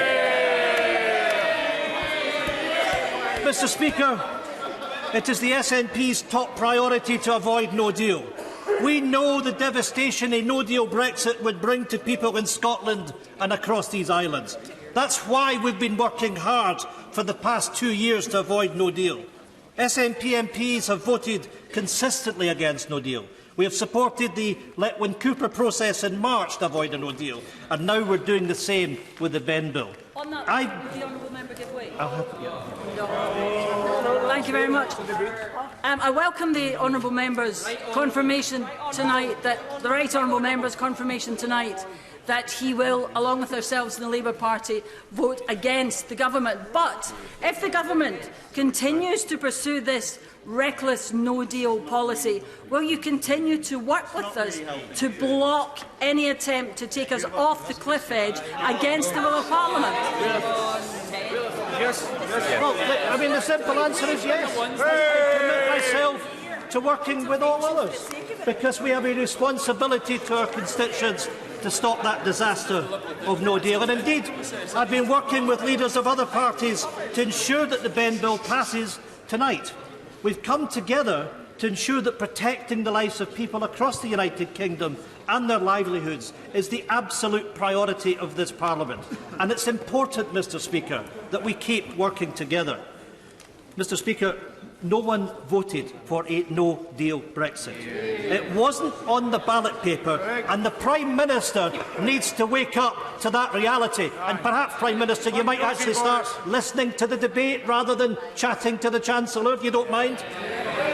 It is important that no tricks are deployed to avert the course of the democracy over the coming days. And you can try and shout us down. You tried last night and it won't work.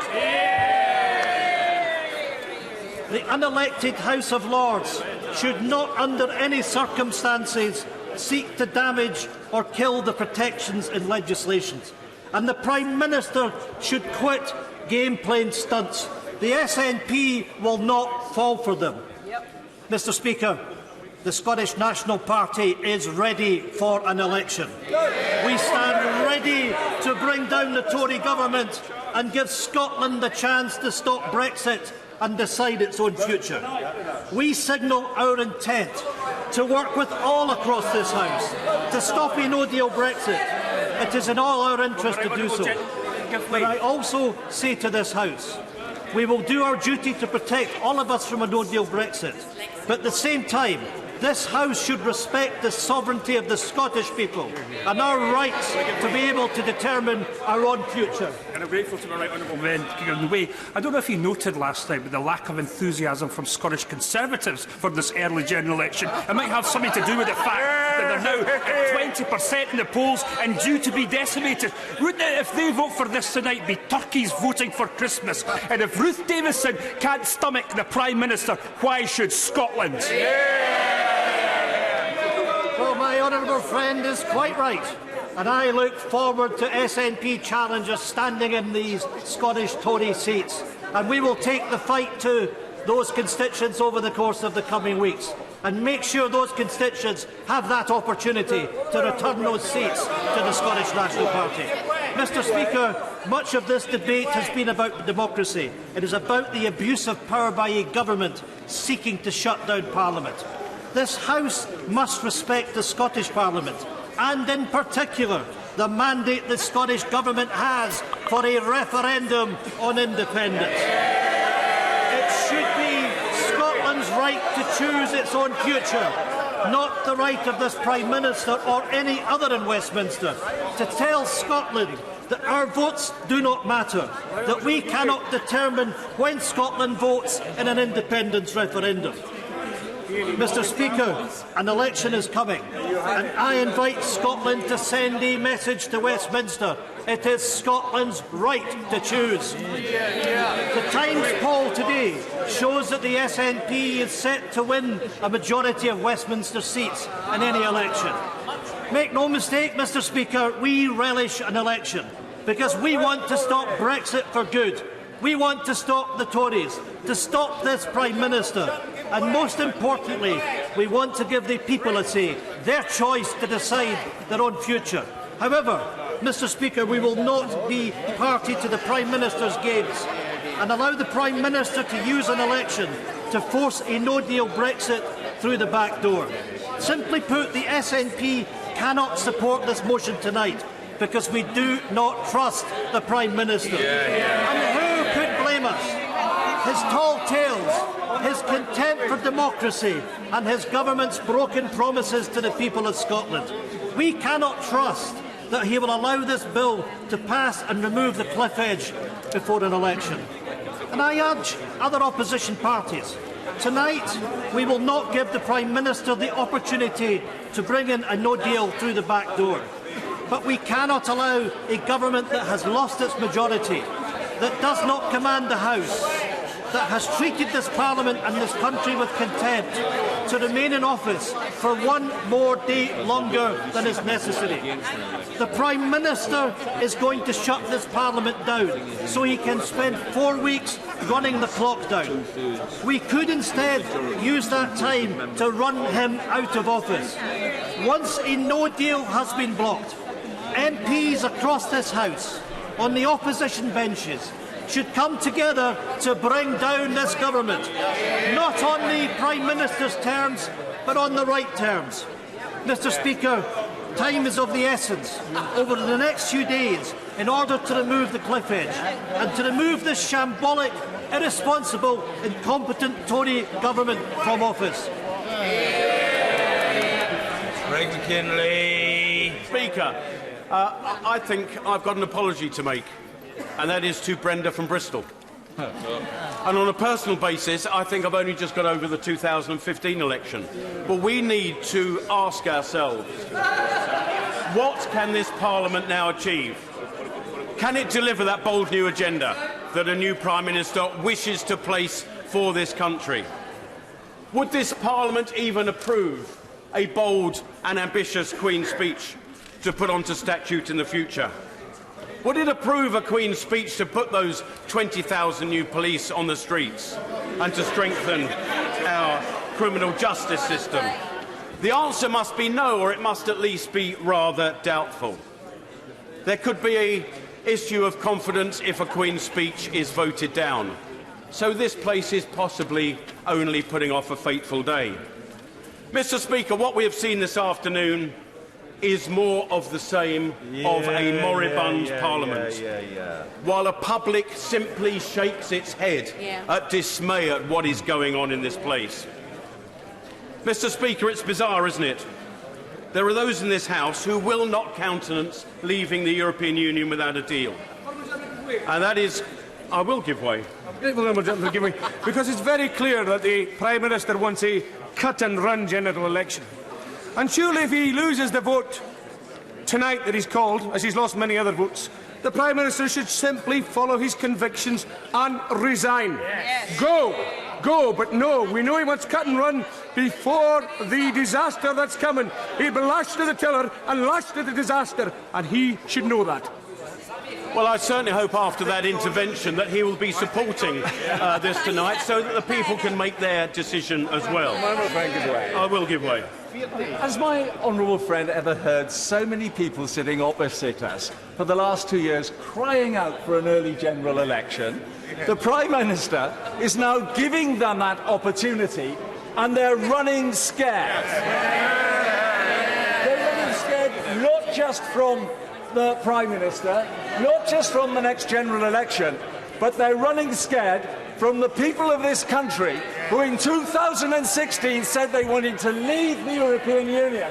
And it's the people opposite denying them that opportunity to leave the EU. Doesn't he agree with me that if the British people get given this chance to have an early general election, that the Conservative Party will win that election? I thank my honourable friend for that very powerful intervention. I couldn't agree with him more. Just to get back on track, there are those in that place who will not countenance leaving without a deal. And it's quite strange, isn't it? They're the same people who go to their local market every week, and they will walk away from that trade if the price isn't right or the quality isn't right. Now, I would ask the Leader of the Opposition, I've got a rusty old heap of a car. It's yours for £15,000. I'm sure he'll just take it without looking at it any further. But when this House was presented with a withdrawal agreement by the previous administration, I obviously voted against it because I felt it was a lousy, rotten deal. I don't need to put those objections further tonight. But there are others, and I'm looking at them. I'm looking at those many others who voted against that deal, the now defunct withdrawal agreement, because of pure party politics. Now, let me make progress. They claim they wanted a deal. And as we know, that withdrawal agreement gave the vassalage and the perpetual homage to the EU that many of them now seem to crave. What is now clear, Mr. Speaker, is that this House would not agree a deal even if it were gold-plated. This House no longer reflects the will of the people of this country, who gave that clear message to us, to this Parliament, that we would respect that vote in 2016. They want us to get on with a job. They want us to leave on October the 31st. They've waited long enough. Mr. Speaker, this Parliament serves no further purpose. It is time for a general election. It's time for that people's vote that many are asking for. It's time to actually stop those critics who say that our Prime Minister isn't properly elected. You can put that right by voting tonight for a general election. And I support that wholeheartedly. Joe Swinson. Thank you, Mr. Speaker. And I want to say thank you to the MPs in different parts of the House, particularly the honourable members and right honourable members who have worked so hard on the bill that we all passed tonight. It is that cross-party working, putting the party interest to one side and putting the national interest first, that is what the country expects us to do. And in particular, colleagues on the Conservative benches have stuck to their principles and done what they think is right, and should be commended for that. And I have to say, I think the way that they have been treated has been shameful. I'm intrigued that, as a result of the House of Commons saying very clearly that we will not countenance crashing out of the EU with no deal, the Prime Minister's response is that this somehow messes up his plan. It's as if it's news to him that the House of Commons does not want a no-deal exit. Was he not paying attention on the previous occasions that we voted to say there should not be a no-deal exit? Is he seriously saying that the extent of his plan was to try to bully the EU and that he could only get a good deal by threatening that we would leave without a deal? Because if that is the extent of his plan, it is not very well thought through. I will give way to the Honourable Lady. Thank the Honourable Lady for giving way. Could she confirm, if there was a general election, that Liberal Democrats will be putting in their manifesto a pledge to revoke Article 50? It's of no surprise to the Honourable Lady that the Liberal Democrats want to stop Brexit. We have been crystal clear on stopping Brexit, and for all there are different views on different sides of the House about that, I don't think anyone can accuse us of not being straightforward about where we stand. In terms of the negotiation, the Prime Minister says, I've already given way. The terms of the negotiation, the Prime Minister says that he now can't do this negotiation because we are taking no deal off the table. But we know there are not serious negotiations anyway. The word disingenuous was used by the Father of the House, and I think it is accurate. The Prime Minister has wanted the job that he has for so long, it has been almost painful to watch. He has been prepared to say anything and do anything to get that job. And he said, I've given way, he has said, we will get a great deal. Well, now he has the job. That is the job.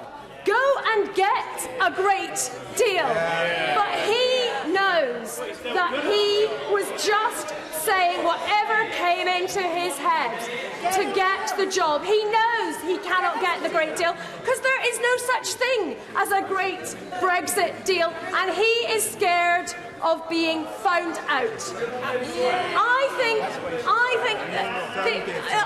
I've already given way. way to somebody on his benches. I'm going to say what I have to say. The way I think this is best resolved is by putting this issue to the people in a people's vote. To decide on the Brexit way forward, because I do not believe there is a majority in this country for any specific type of Brexit deal. I'm not even convinced there's a majority in the Conservative Party for any type of Brexit deal. But we could have a general election. And I say to the Prime Minister, such an election should be held in a responsible, calm and orderly way, not with the threat of crashing out with no deal either during the campaign or in the immediate aftermath. So if he wants an election, extend Article 50 for the purposes of having a general election and bring it on. And if he's not prepared to do that, don't be surprised when people are not fooled by his tactics and vote against him.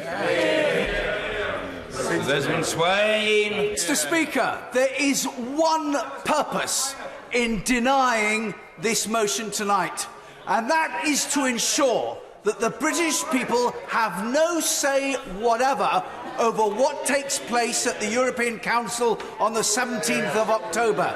Isn't it?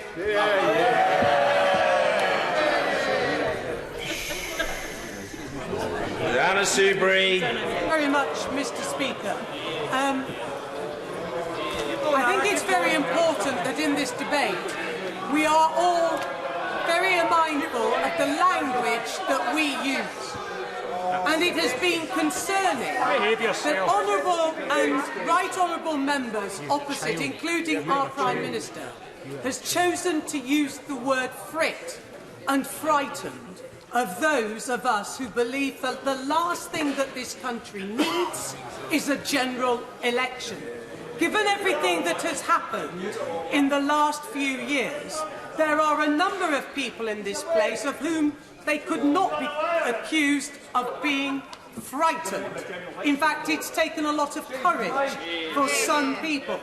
And if honourable members opposite aren't familiar with courage, they might want to talk to some of those honourable members who they've just booted out of their own party.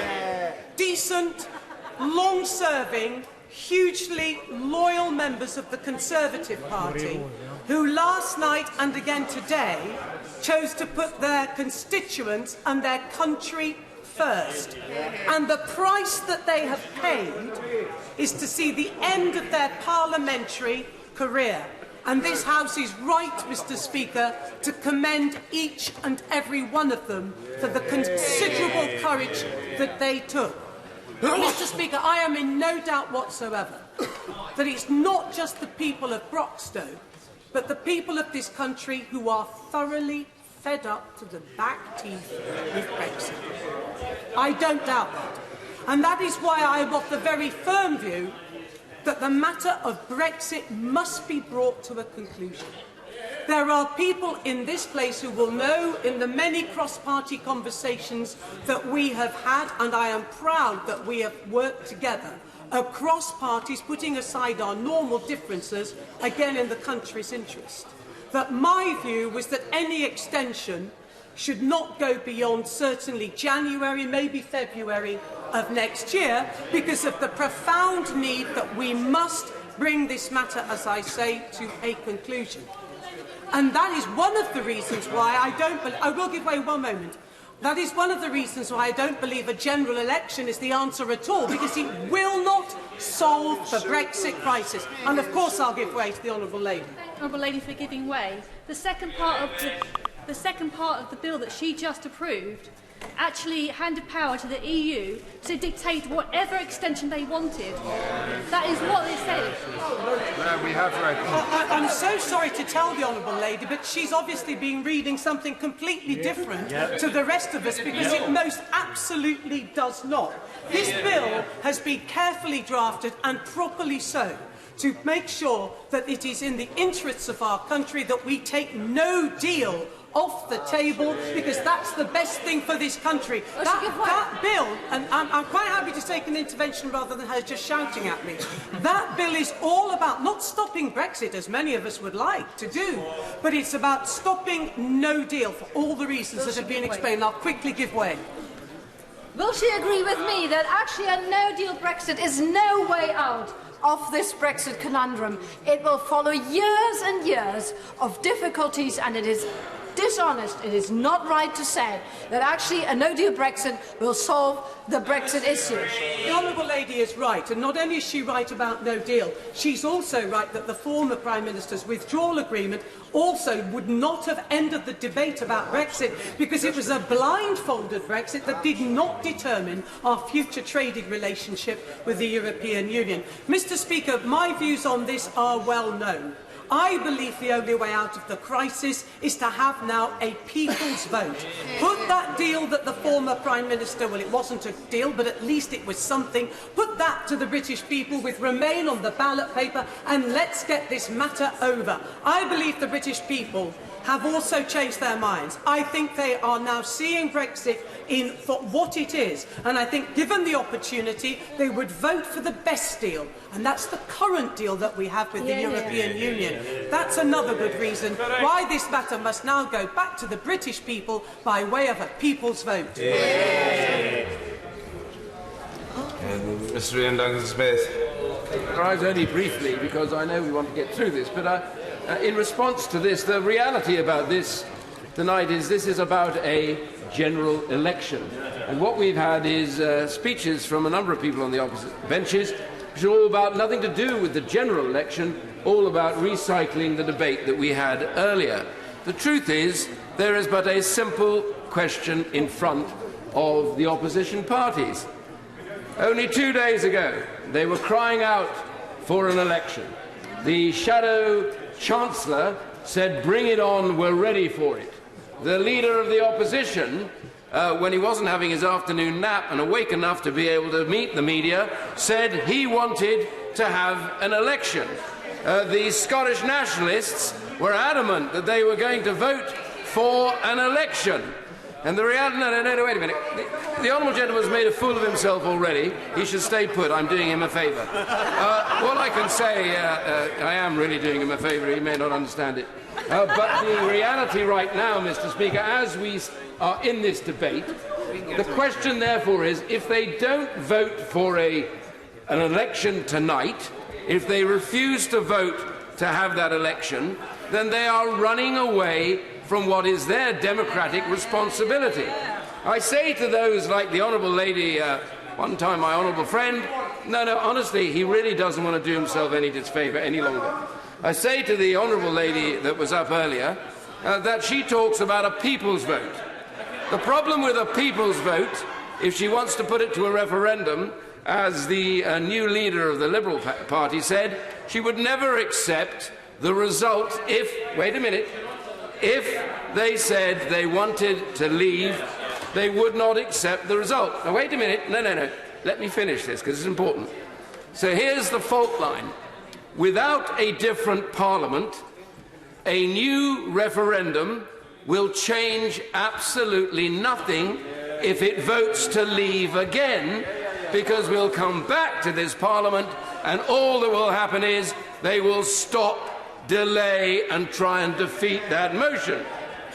So the decision tonight is the only decision that can be made in all reality, which is if you want to decide whether the British people were right to vote leave or wrong, put it to them in a general election and let them now make that decision. And I see the honourable gentleman opposite shaking his head simply because only days ago he and his colleague on the front bench... Give order, Anna Soubry. Mr. Speaker, but the right honourable gentleman said something about me which is simply not accurate. And I asked if I could intervene. He didn't allow me, which I accept is his absolute right. But I think the record should record. I have always said this matter goes back to the British people, and they vote for Mrs May's deal, sorry, the former Prime Minister's deal, or some new magical unicorn deal. As far as I'm concerned, Mr. Speaker, that's the end of it. I'm going to bring this conclusion, Mr. Speaker. I say to my honourable friend, if she wants a people's vote, the people's vote is in front of us tonight in this debate. It is called a general election. I have never seen a moment when an opposition party does not want to take over. This is a bizarre affair when they're running away from actually trying to defeat a government. Let's have that election. No. Let us have that election. Let us make that decision. And if the right honourable gentleman who leads the Labour Party right now genuinely believes in democracy, put up or shut up. Yes, Phillips. Mr. Speaker, I very much wished to talk about a general election, as the right honourable gentleman before me has criticised others for not doing so. I want to, I suppose, speak really, really plainly and say that tonight I will absolutely vote against a general election, just like I would vote against pretty much anything the current Prime Minister put in front of me, because they have I'm going to warn Mr. Speaker that I'm not cracking on the old parliamentary, the protocols and everything, and I fear I may say some things that are unparliamentary. Please feel free to alert me to them. I have absolutely no faith in anything that the current Prime Minister says. Literally none. I wouldn't trust him. Am I allowed to say that? I wouldn't trust him. As well, I mean, there's literally no distance that I could trust him. No, so yes, members on the other side say so. Stand in an election. I have absolutely no fear that I would hold my seat in an election. Absolutely none whatsoever. However, the Prime Minister does not. The Prime Minister that we have at the moment is playing some bully boy game of some bully boy public school that I probably won't understand any more than I understand parliamentary procedures. And I am absolutely... Sorry, would the honourable gentleman like to make an intervention? Crack on. Order. The honourable lady says that she doesn't understand parliamentary procedure, but on the whole she doesn't shriek from a sedentary position. The honourable gentleman has been in this House for 14 years. If he wishes to contribute, he can seek to catch my eye. He shouldn't chunter from a sedentary position in evident disregard for the procedures of the House. Jess Phillips. So the reality is that what we have here is a game where we're not being told what the rules are. The Prime Minister could bring a deal to this House. He could tell us what his plans are for Northern Ireland. He could tell us what his plans are for trade. And I will give way in one moment. And he could... Yesterday I watched Conservative colleagues begging him to tell them what he wanted. Begging him. Yeah, churra a bit, Bab. I saw colleagues begging him to say, give us a deal to vote for. This is not... The Prime Minister has stood in front and said, I don't want an election, I don't want an election. This is some game that three men in Parliament, in number 10 Downing Street, have come up with to try and game the system so that they win. The people in my democratic responsibility is to try and do the absolute best for the people in my constituency. And at the moment, it's not all that clear. We're all a little bit confused. But I am absolutely not going to use them as a chitty in a game for the Prime Minister to achieve the ambition that he has only ever had for himself and never for this country. I am not going to use my constituents as collateral damage. I will give way. Lady, forgive me, it's clear.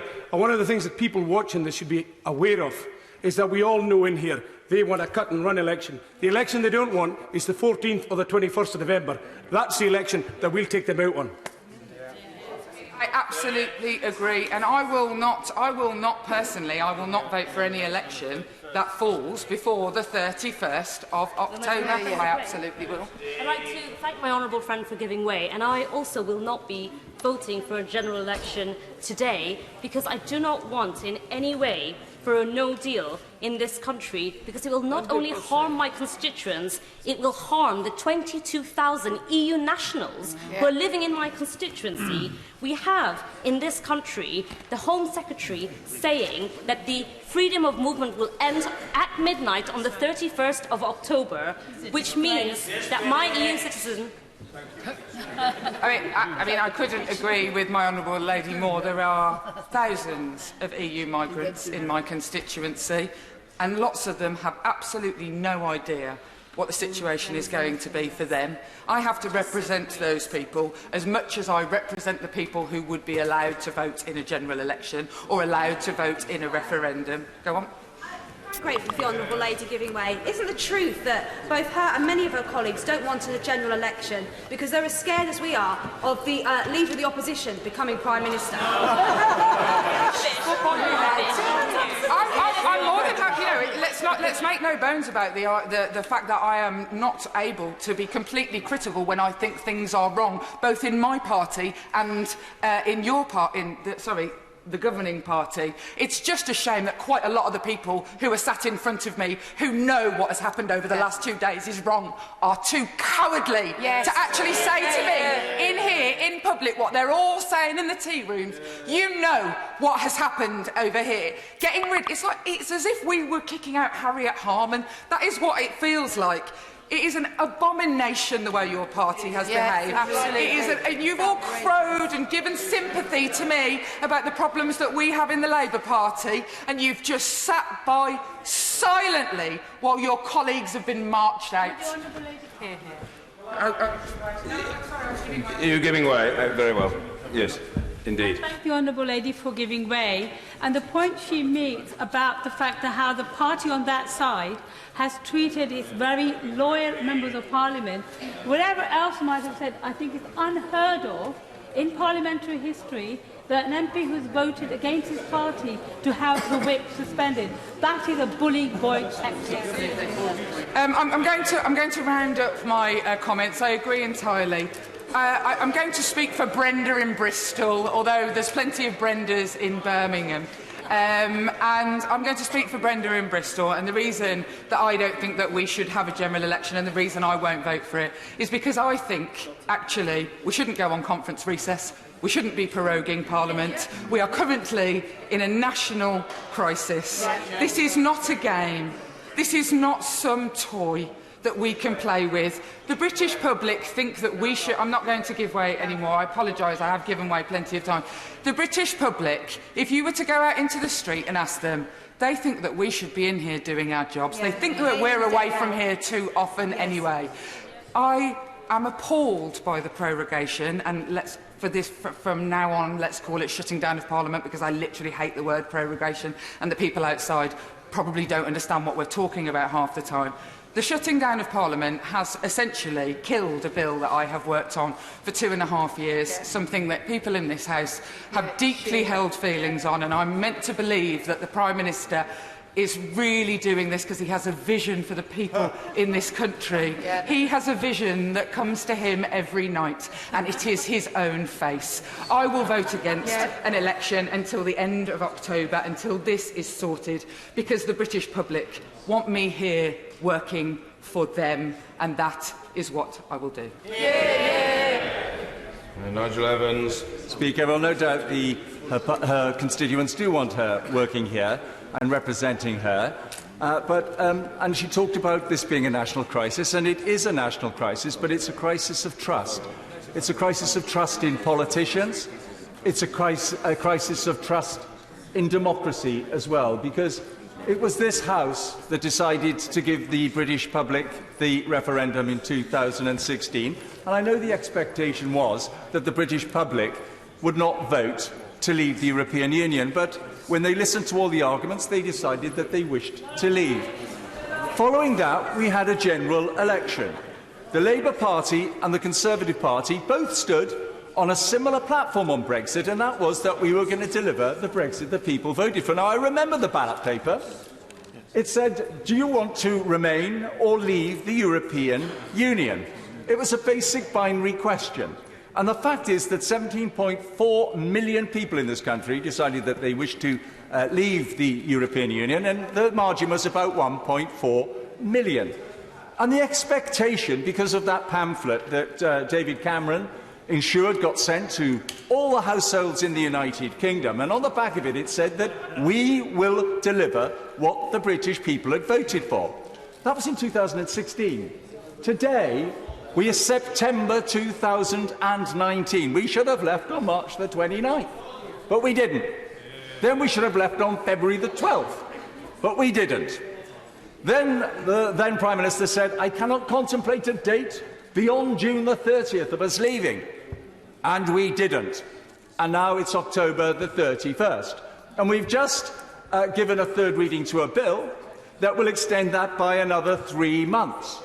Unless, of course, the European Union decide that they want it greater than 3 months, because then that is something that we will have to accept. Yes, I'll give way. For giving away, but I mean, he can have his beliefs, but he can't have his own facts. The bill that we've passed tonight does absolutely nothing unless the Prime Minister fails to come back from the European Council with a deal. And if he comes back with a deal, we then vote on it on the 19th. If the House votes for that deal, we leave the European Union with that deal. If that deal doesn't pass this House, then this House has to vote on no deal. And if the House doesn't agree with no deal, that is when we go for the extension. Those are the facts about what we've done. It does nothing to the negotiations of the Prime Minister. That is a complete fallacy. And what is happening here is that this government is being run by Nigel Farage, and that is what's going on here. The fact is, what this House did today, quite clearly, was to weaken the negotiating position of the Prime Minister. And we all know that Michel Barnier and the European Union listen very carefully to this Parliament, and in fact, they have a direct line, some MPs in this Parliament, to Michel Barnier and Juncker and Tusk. They're in fairly well daily contact with them sometimes. There's one over there. And we know what they're saying. They're saying, don't give in to the British Prime Minister because we can resist Brexit.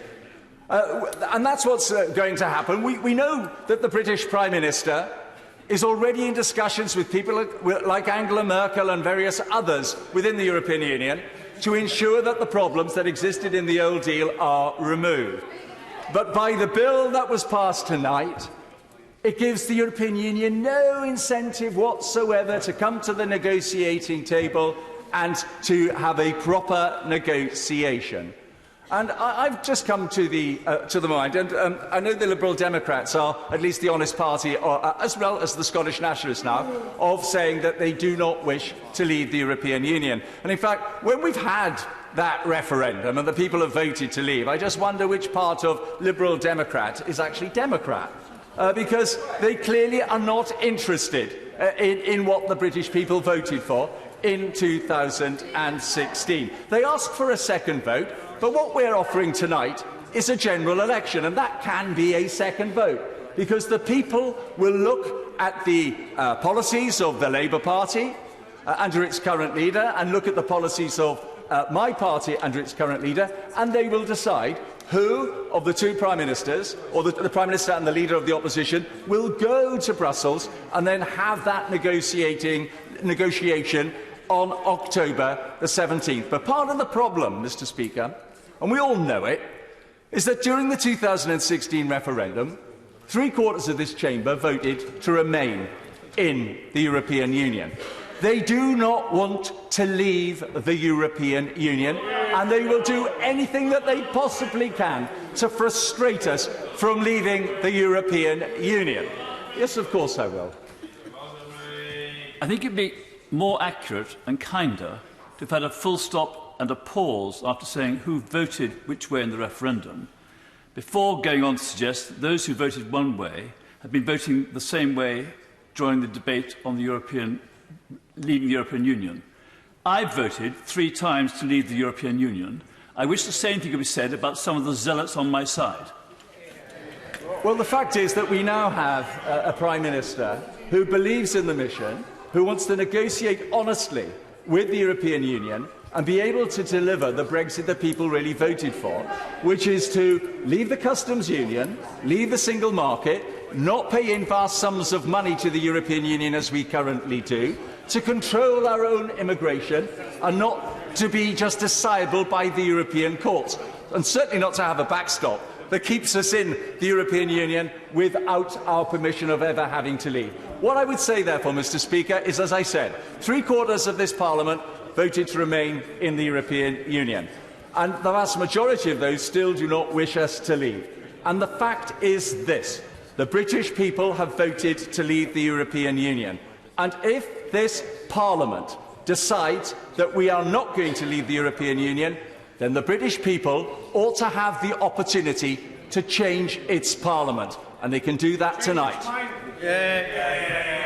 Caroline Lucas. Thank you, Mr. Speaker. This attempt to dissolve Parliament is a desperate and utterly cynical move, and I am delighted that tonight it's been made very, very clear by all of the opposition parties that we are not falling for it. The Prime Minister can own his own horrendous mess, because he is trying to smuggle out this no-deal Brexit during an election campaign. And that's what makes it so vital that no election happens before there is an extension of Article 50, before it's agreed, and crucially before it's implemented as well. Now, I notice that the Prime Minister has himself scuttled off. He can't even be bothered to listen to the debate on his own motion on something as important as a general election. But let me say that there are numerous reasons why many of us want to get rid of this cruel and callous government. And believe me, I am one of those who absolutely wants to do that, not least because this is a government, for example, which is not only not doing anywhere near enough to tackle the climate crisis, they are actively exacerbating it with fracking, with fossil fuel subsidies and so on. But this is also a government that has the arrogance to claim that the so-called bumps in the road, that the no-deal Brexit is going to be just bumps in the road. How dare they? They might be bumps in the road to a front bench who has the luxury to be insulated from the impacts of that disastrous no-deal Brexit. But for most of our constituents, a no-deal Brexit spells real disaster, and it is not bumps in the road. And the mere fact that they could use that phrase suggests just how out of touch they are with their own constituents. But a general election on the Prime Minister's terms right now is a trap. It will not resolve the Brexit crisis. Elections are very rarely fought on one issue alone, and first past the post is notoriously bad at reflecting the true views of the public in the seats that are then won. If we are to break the Brexit deadlock in Parliament, then the people must lead the way. Now, the Prime Minister regularly asserts his commitment to the will of the people, so why is he not prepared to listen to what the people want now, specifically on Brexit, go back to them in a second referendum, in a people's vote? That is how we resolve Brexit, not by proroguing and dissolving and dodging and obfuscating. Now, I want to make one more important point, which is about how the people of our country have been let down by successive governments. The status quo is intolerable for huge numbers of people in our country. Brexit laid bare the extent to which our governance structures are derelict. The social contract is broken, the power game is rigged. The 17.4 million people who gave the establishment such a well-deserved kicking in 2016 were right and reasonable to be furious, because we need a powerful commitment now, not even to try to go back to the way things were before 2016. But that means tackling democratic failure as well as economic failure. It means redistributing power as well as wealth. So if the government were genuine about being on the side of the people, they'd be honest enough to own the complete chaos that they've managed to create. They would put country before party and back a citizens' convention to revitalise our democracy, and explore proposals like a codified written constitution, a fairer voting system so that people's views are properly heard. Let's at last have a democracy that puts people at the heart of it. And they would also finally provide a categorical assurance that they will respect this House and the democracy that we do have, and not seek to avoid it in any way and not try to avoid implementing the bill that we have just voted on tonight. Sir Bernard Jenkins. Thank you, Mr. Speaker. I think every honourable and right honourable member in this House respects the passion and bravery of the Honourable Lady for Brighton Pavilion, but will she at least recognise the irony that she's calling for the revitalisation of democracy at the same time as she's voting against renewing the representative mandate of this House? And I would just invite this House to consider, I'm going to be very brief, I would just invite this House, and the irony also extends to those crying for a people's vote who are now going to vote against the people having a vote about the future of this House.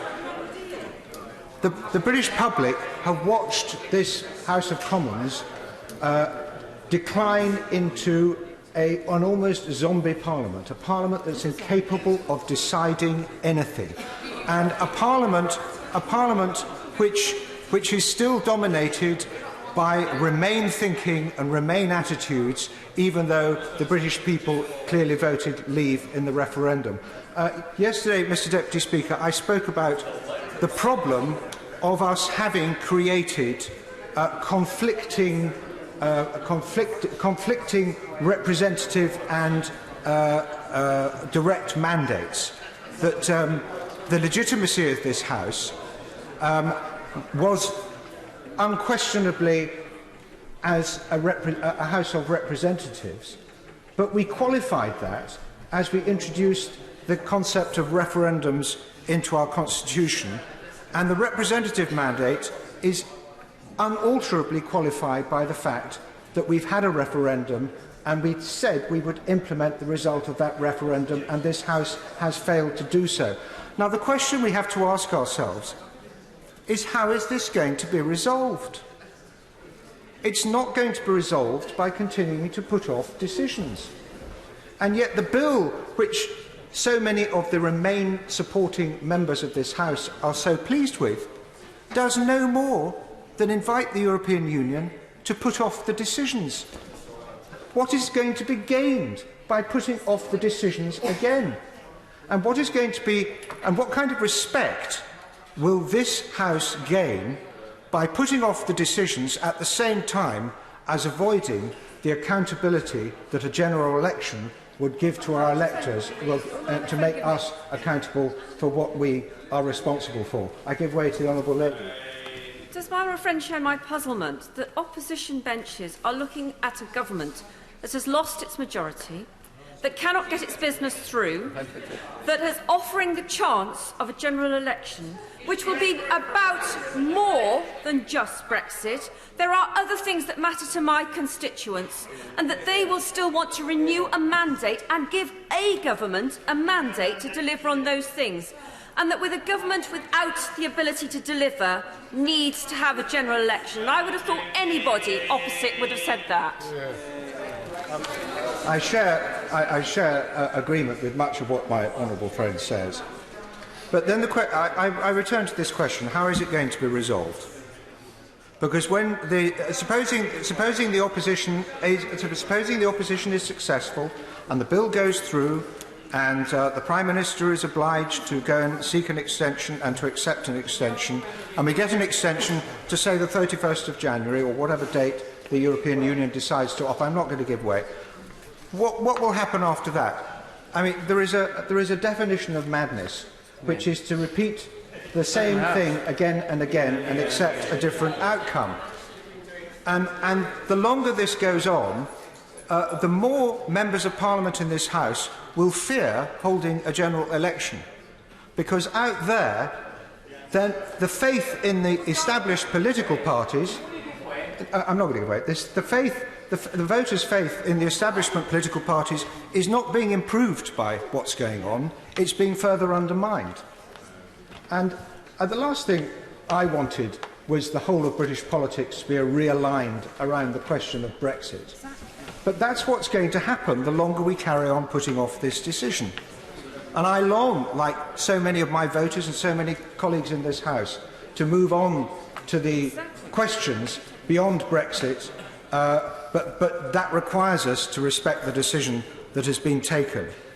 And it requires respecting the fact that there's a government in office with the responsibility to conduct the negotiations as it sees fit, or it requires those who do not have confidence in that government to put down a motion of confidence and resolve that question. And this brings me again, Mr. Speaker, back to the Fixed Term Parliaments Act, which is what the resolution that we are debating this evening arises from the Fixed Term Parliaments Act. And this has turned out to be a recipe for this paralysis. This paralysis would never have arisen but for the Fixed Terms Parliaments Act. I beg your pardon, I hear the honourable gentleman from the north east of England, I forget his constituents, North Durham, saying, well, you voted for it, he says, accusingly at me. I certainly did not vote for it. And I remember, and I put on record in this House, I remember walking through the No lobby with remarkably few people against the second reading of that vote, and that bill, and I said to them, don't worry, this House will rue the day that it passed this piece of legislation, and we should now be rueing the day, because that piece of legislation has put this House in the position where it can endlessly wound a government but can avoid killing it. And we now have, if the Leader of the Opposition has so much contempt for the way this government is conducting its affairs, and this government no longer has a majority, why don't they put down a motion of confidence? It's because there is fear in this House about facing the consequences of a general election because of the way this House has conducted the whole Brexit affair for the last 3 years. Yep, that's right. And when I ask how is this going to be resolved, I can tell you this. Putting it off again and again isn't going to make the political outcome of the eventual general election any easier for a great many colleagues in this House. And my right honourable friend, the Prime Minister, in his inimitable style, is showing leadership and courage at last. He is trying to resolve this issue. Leave and remain were the words on the ballot paper. There wasn't any reference to a deal or no deal. And there was no reference to a deal or no deal, but the Prime Minister of the day made it quite clear that we would leave the European Union, and this House has conspired again and again to delay that happening. People in their constituencies, people particularly in Remain voting constituencies, should ask themselves what mandate do they have for putting off this decision again and again. And it's democracy in our country that is paying the price, and it's the rise of far more extremist parties that will be the result if this House carries on putting off the decision. Thelma Walker. Thank you, Mr. Speaker.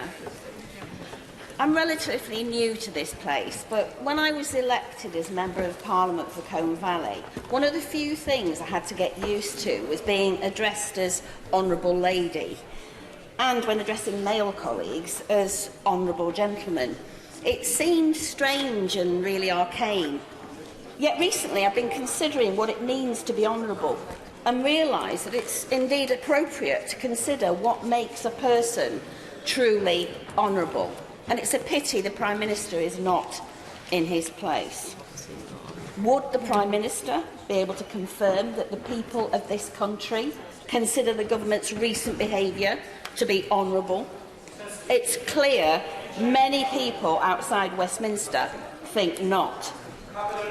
Furthermore, I've been reflecting on my years as a teacher and head teacher, and considering how hard I worked, as do all teaching professionals, to instil the right values and ethos throughout a school, such as respect, honesty and integrity. I'll make progress.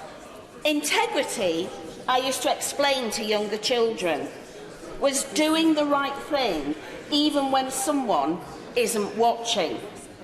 Well, we're watching the Prime Minister, and I fear if there's an attempt to get away with no deal, with no mandate, and trying to gag Parliament, whilst we're watching, what other horrors are going on behind closed doors?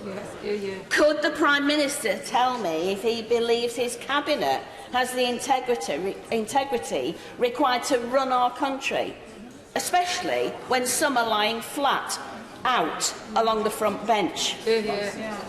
I remember some time back being invited to a meeting with one of the government ministers to discuss a local constituency matter. He said, the chamber is just theatre and the real work goes on in meetings like this. That stayed with me, Mr. Speaker. It really did. As I know that this place is not theatre to me, and when I speak, it's from the heart. And I speak for my people in Colne Valley and those that are suffering under this government's cruel and callous austerity. Yes, I want a general election so that we have a government which acts with both honour and integrity and respects the business in this chamber. However, I want that election on the opposition's terms and when there's no possible chance of a no-deal Brexit. The history books will show that this current government acted with neither honour nor integrity and made us the laughingstock of the world. Our country deserves far better. John Barron.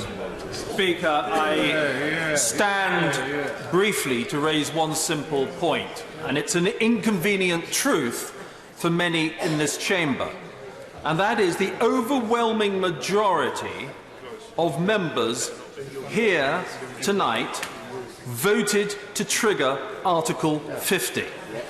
And what Article 50 said, very simply, is that we would leave the EU by the 29th of March with or without a deal. And yet we have now seen 2 extensions to that deadline. And to many outside this place, it is evident proof that there are too many Remain MPs in this place who will clasp onto any straw that is passing in order to delay and frustrate the EU referendum result. And that is wrong. It is very wrong indeed. Not only does it make for a lack of trust, but actually it's reinforcing a scepticism in our politics, Mr. Speaker, which is not healthy at all. And we've had straws, I will in a minute, but I'll just finish this point. We've had straws in the wind clasped such as the people need another vote. Or we need to support this ridiculous motion, which quite literally anybody who has negotiated will understand. If you signal to this other side of the table you're not prepared to walk away, it makes for a worse deal. That is a fact. But not to many members here who will clasp at any straw to try and frustrate Brexit. And I'll give you one other example, Mr. Speaker, of how Brexit is being frustrated in this place, because there is a near hysteria about no deal, despite the fact that actually the UK, we trade with the majority of the world's GDP, many countries outside the EU on no-deal WTO terms. 5 of the EU's own top 10 trading partners trade on the basis of WTO no deal. And since Project Fear in 2016 failed,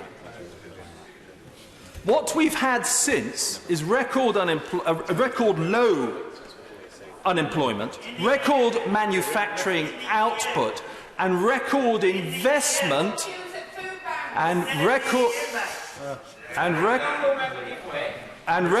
investment. In fact, last year we had more inward investment than France and Germany put together, all in the full knowledge that we could be leaving on no-deal WTO terms. Now, despite all that, we've had members in this place we've had members in this place who have clasped, too many Remain MPs, who've clasped at these straws in order to frustrate Brexit and disregard the EU referendum result. That must now end. People have lost their patience with this place. The time has come, actually, to put actions instead of words. And I will give way to the honourable gentleman over there who stood first. Well, I'm grateful, Mr. Speaker. My simple point was this. I voted to trigger Article 50, but the then Prime Minister called a general election where I set down red lines to my constituents about what kind of deal I would get and vote for. And the Prime Minister lost that election effectively by losing 40-odd seats. So the honourable gentleman, my mandate comes from the 2017 election. Actually, that's not a very fair point, for the very simple reason that both the Labour manifesto in that general election and the Conservative manifesto promised to deliver Brexit. And all we've seen since is utter delay and confusion, caused largely by Remain MPs who will not honour that referendum result. So at the end of the day, at the end of... Oh, go on, I will give way, go on. So the honourable gentleman keeps saying that this is a Remain Parliament with Remain MPs. He keeps throwing that around. But the House of Commons Library confirmed that in excess of 575 MPs in this House have voted for Brexit and voted for leave. How does he say that they are Remain MPs when they are voting to leave the European Union? For the very simple reason, because the House has consistently voted not to honour the triggering of Article 50. We've kept kicking it into the long grass. When he voted, and I voted, to trigger Article 50, it was a very simple, short bill. It said we will leave by the 29th of March with or without a deal. Now, you've had your chance. You've had your chance. With or without a deal. But what have too many members... What have too many members done in this place is continue to kick the can down the road, not once, not twice, but now 3 times, courtesy of this bill, or the bill preceding the business tonight.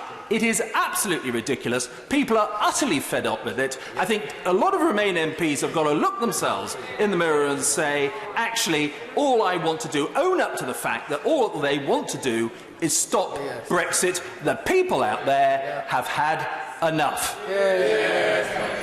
Sandy Martin. Thank you, Mr. Speaker.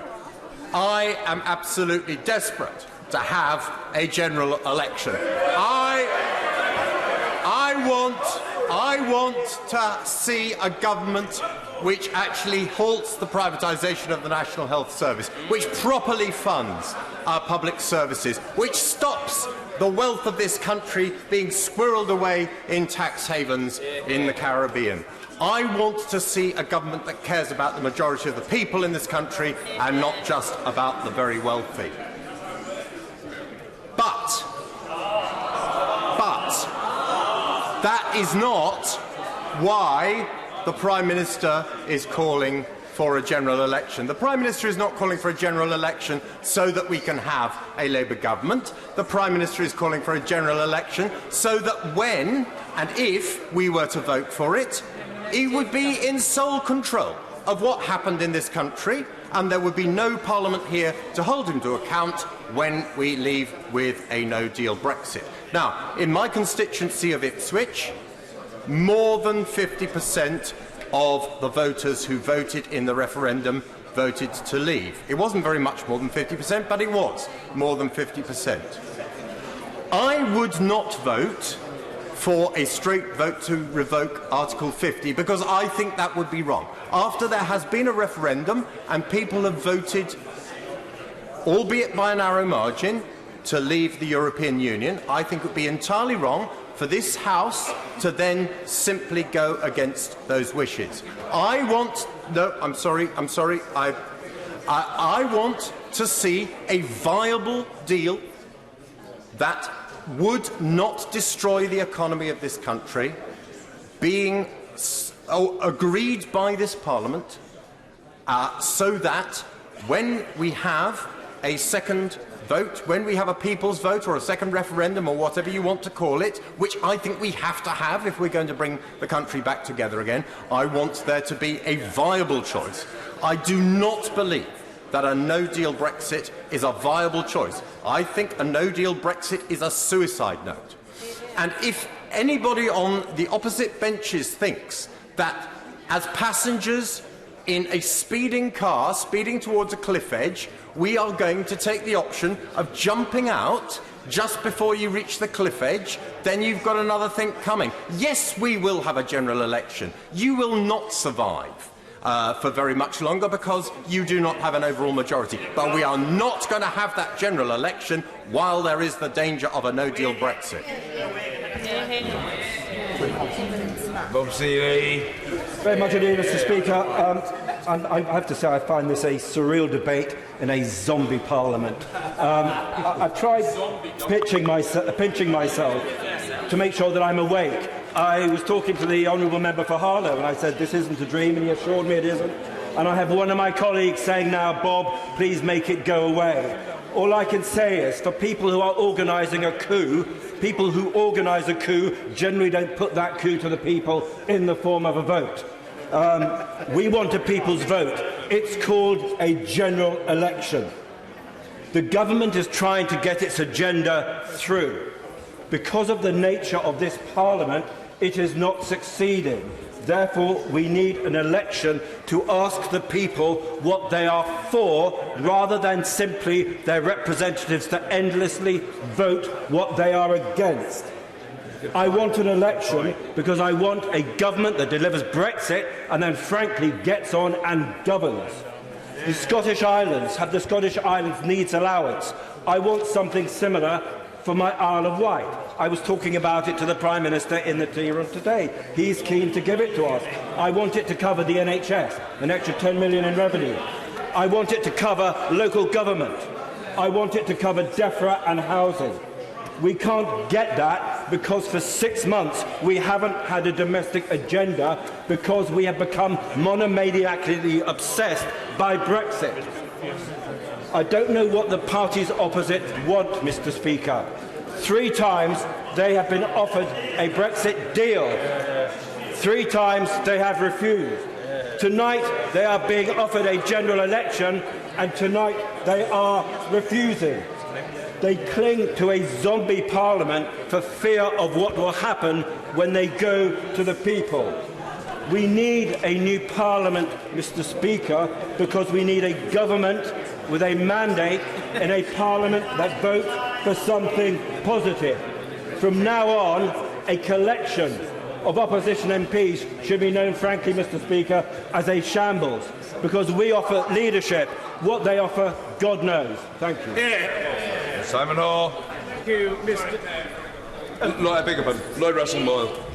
Thank you, Mr. Speaker. What the Prime Minister has put to us is clearly a poisoned chalice.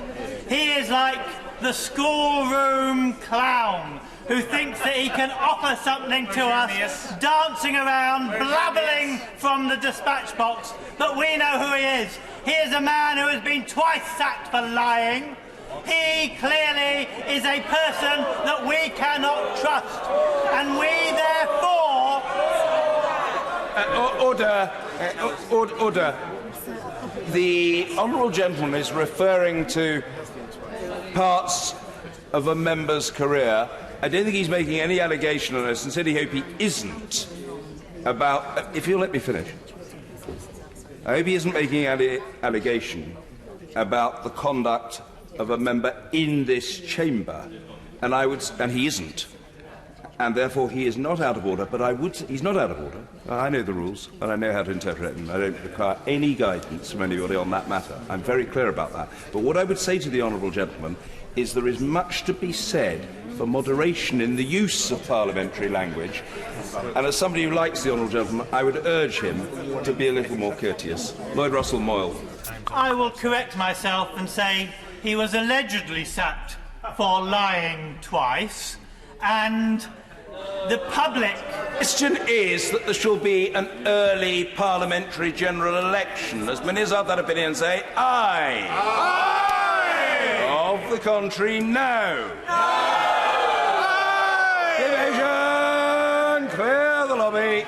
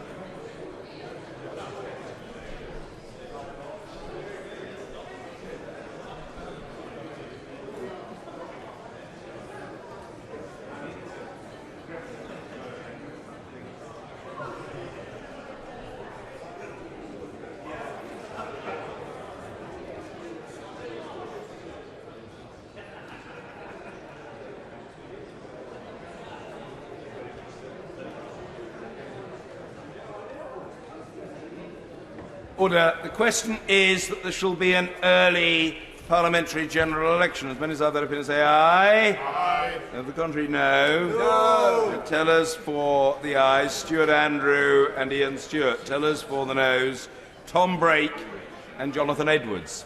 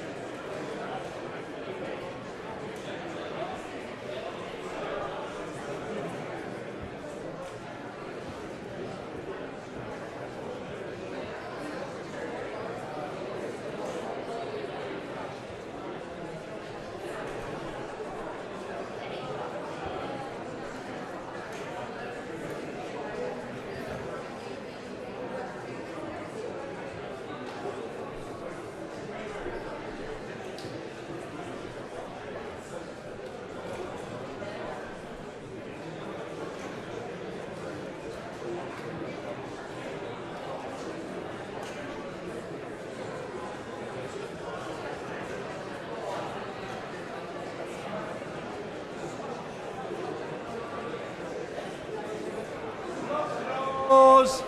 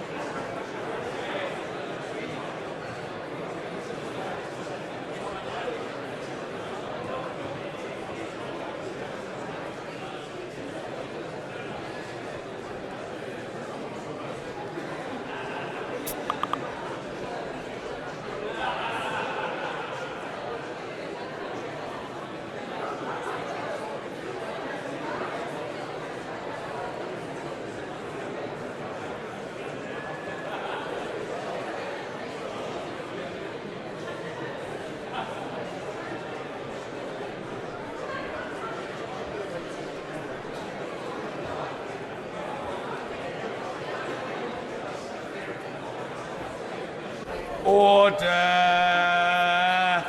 Order!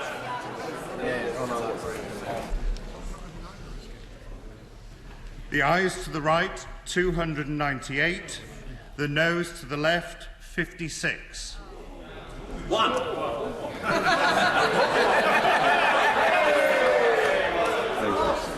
The ayes to the right, 298. The noes to the left, 56. So the ayes have it, but the House will be aware that the motion has not obtained the majority required under the Fixed Term Parliaments Act 2011. Unlock.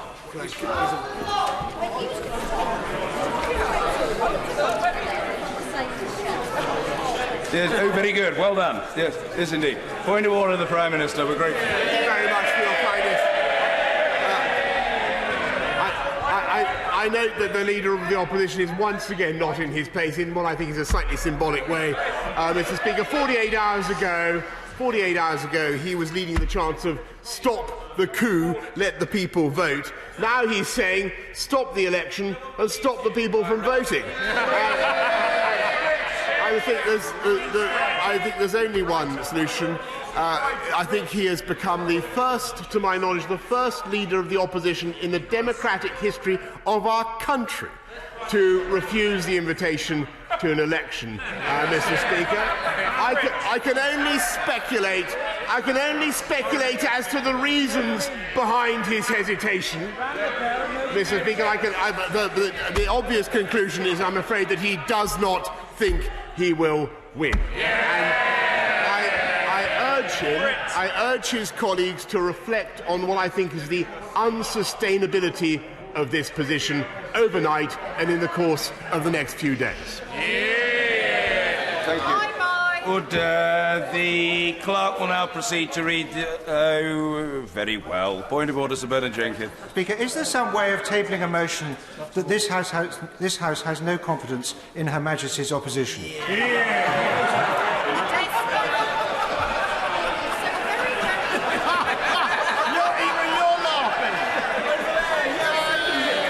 Well, I'm dealing with one point at a time. One has to proceed in an orderly manner in these matters. I say to the Prime Minister, I'm dealing with one point of order, and when I've dealt with it, I shall happily attend to another. It is evident from the smile on the face of the honourable gentleman that he is very pleased with the point that he has made. Point of order, Mr. Boris Johnson, the Prime Minister. Speaker, I was just going to elaborate by saying this is the first time in history that the opposition has voted to show confidence in Her Majesty's government.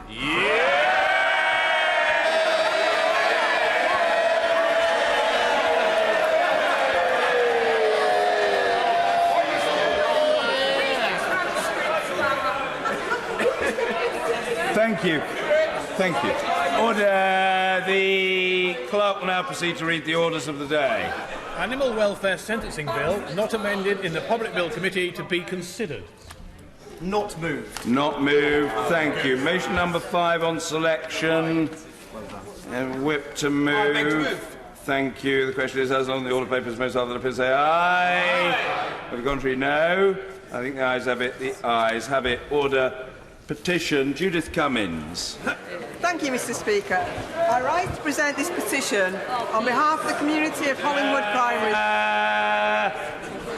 I think if members do not wish to listen to the Honourable Lady presenting her petition, it would be seemly to leave quickly and quietly in order that the Honourable Lady can present her petition heard and unimpeded. Petition, Judith Cummins. Thank you, Mr. Speaker. I rise to present this petition on behalf of the community of Hollingwood Primary School and the 343 parents, carers, staff and pupils who have signed it. They are seriously concerned about the impact that funding cuts are having on their school. I would like to state for the record what an excellent school Hollingwood is. I know from visiting the school that the head teacher and his staff are continuing to provide a quality education for all their pupils, but they are doing so, like many schools, in increasingly difficult circumstances. As the petition states, the school has seen a decline in funding per pupil of £297 and an overall reduction of £249,153 since 2015. This is having an impact on the ability of the school to provide a well-rounded education for all pupils. Several parents have written to me to say how much they value the extra support the school offers and their fear that this may not continue given the funding reductions. Many are concerned about the school's Busy Bees Nurture programme, which supports the well-being of vulnerable children. The school's nurture practitioner has written to me to express her concern and to tell me the value of the support that they provide. She recounted one young person returning to the school and recalling, "I have my family at home, but Busy Bees is my family at school." It is this sense of belonging and security which schemes like Nurture provide and which we cannot afford to lose. The petitioners therefore request that the House of Commons urges the Government to increase per-pupil funding and reverse the cuts made to school budgets. And the petitioners remain, etc.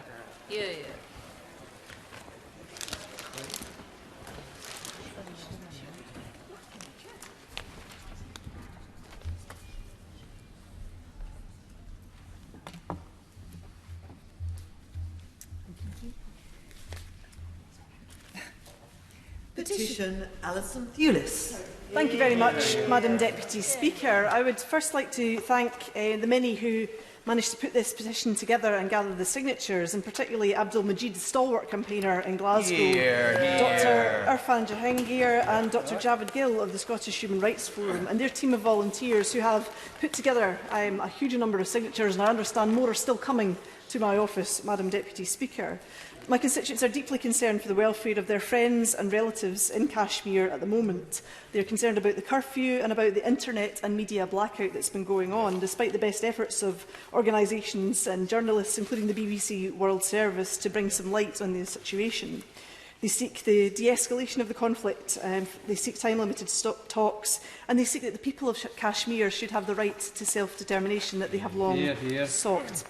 The petition reads: To the House of Commons, the petition of the residents of the City of Glasgow declares that the dispute in Kashmir should be resolved peacefully.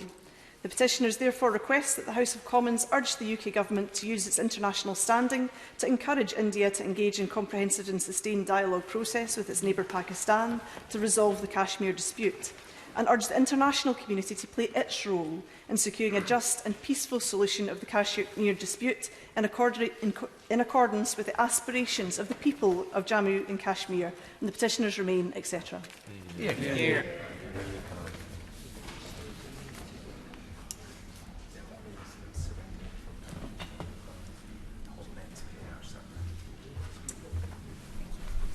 Petition, dispute in Kashmir. Petition Neil Gray.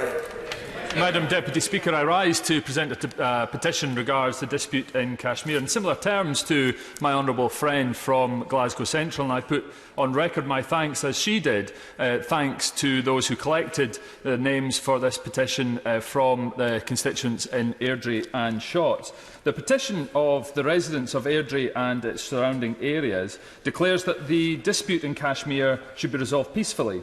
The petitioners therefore request that the House of Commons urge the UK Government to use its international standing to encourage India to engage in a comprehensive and sustained dialogue process with its neighbour Pakistan to resolve the Kashmir dispute, and urge the international community to play its role in securing a just and peaceful resolution of the Kashmir dispute in accordance with the aspirations of the people of Jammu and Kashmir. And the petitioners remain, etc.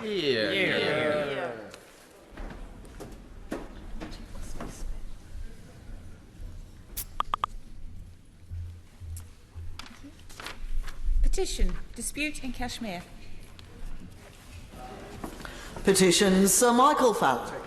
Madam Deputy Speaker, I rise to present a petition on behalf of my constituent, Mrs Sonia Ash, which expresses concern about the current standards in marking GCSE English exams taken by students with dyslexia. This petition has been signed by over 10,200 people.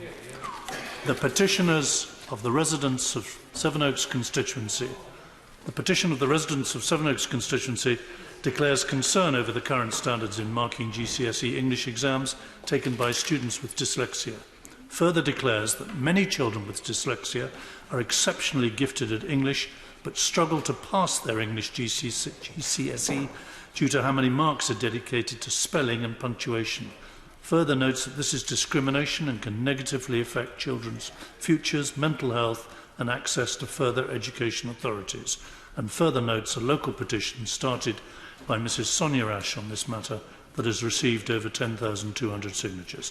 The petitioners therefore request that the House of Commons urges the Government to review the current marking system in regard to students with dyslexia, to make the system fairer and to remove marks for spelling, handwriting and punctuation on English GCSE exams for children with dyslexia so that they are not discriminated against. And the petitioners remain, etc.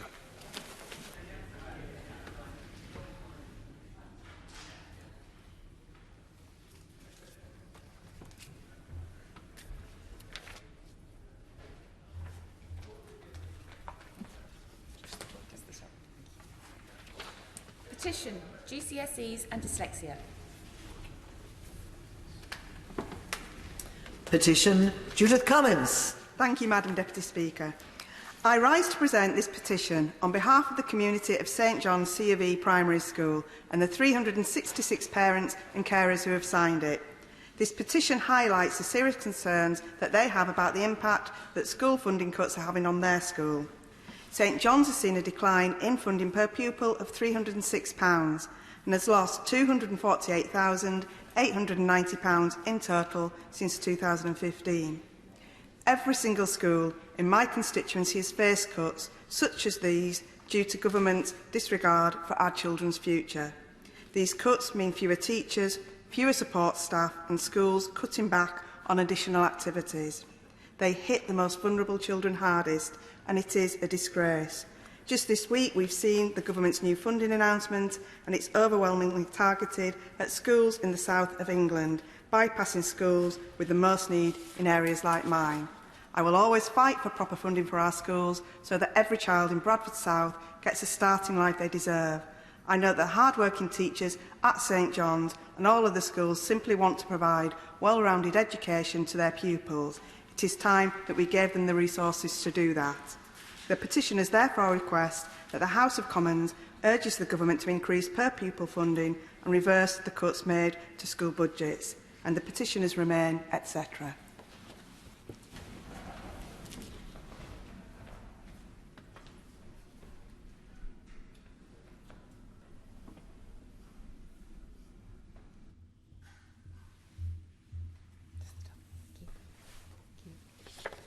Petition funding for St John's C Primary School.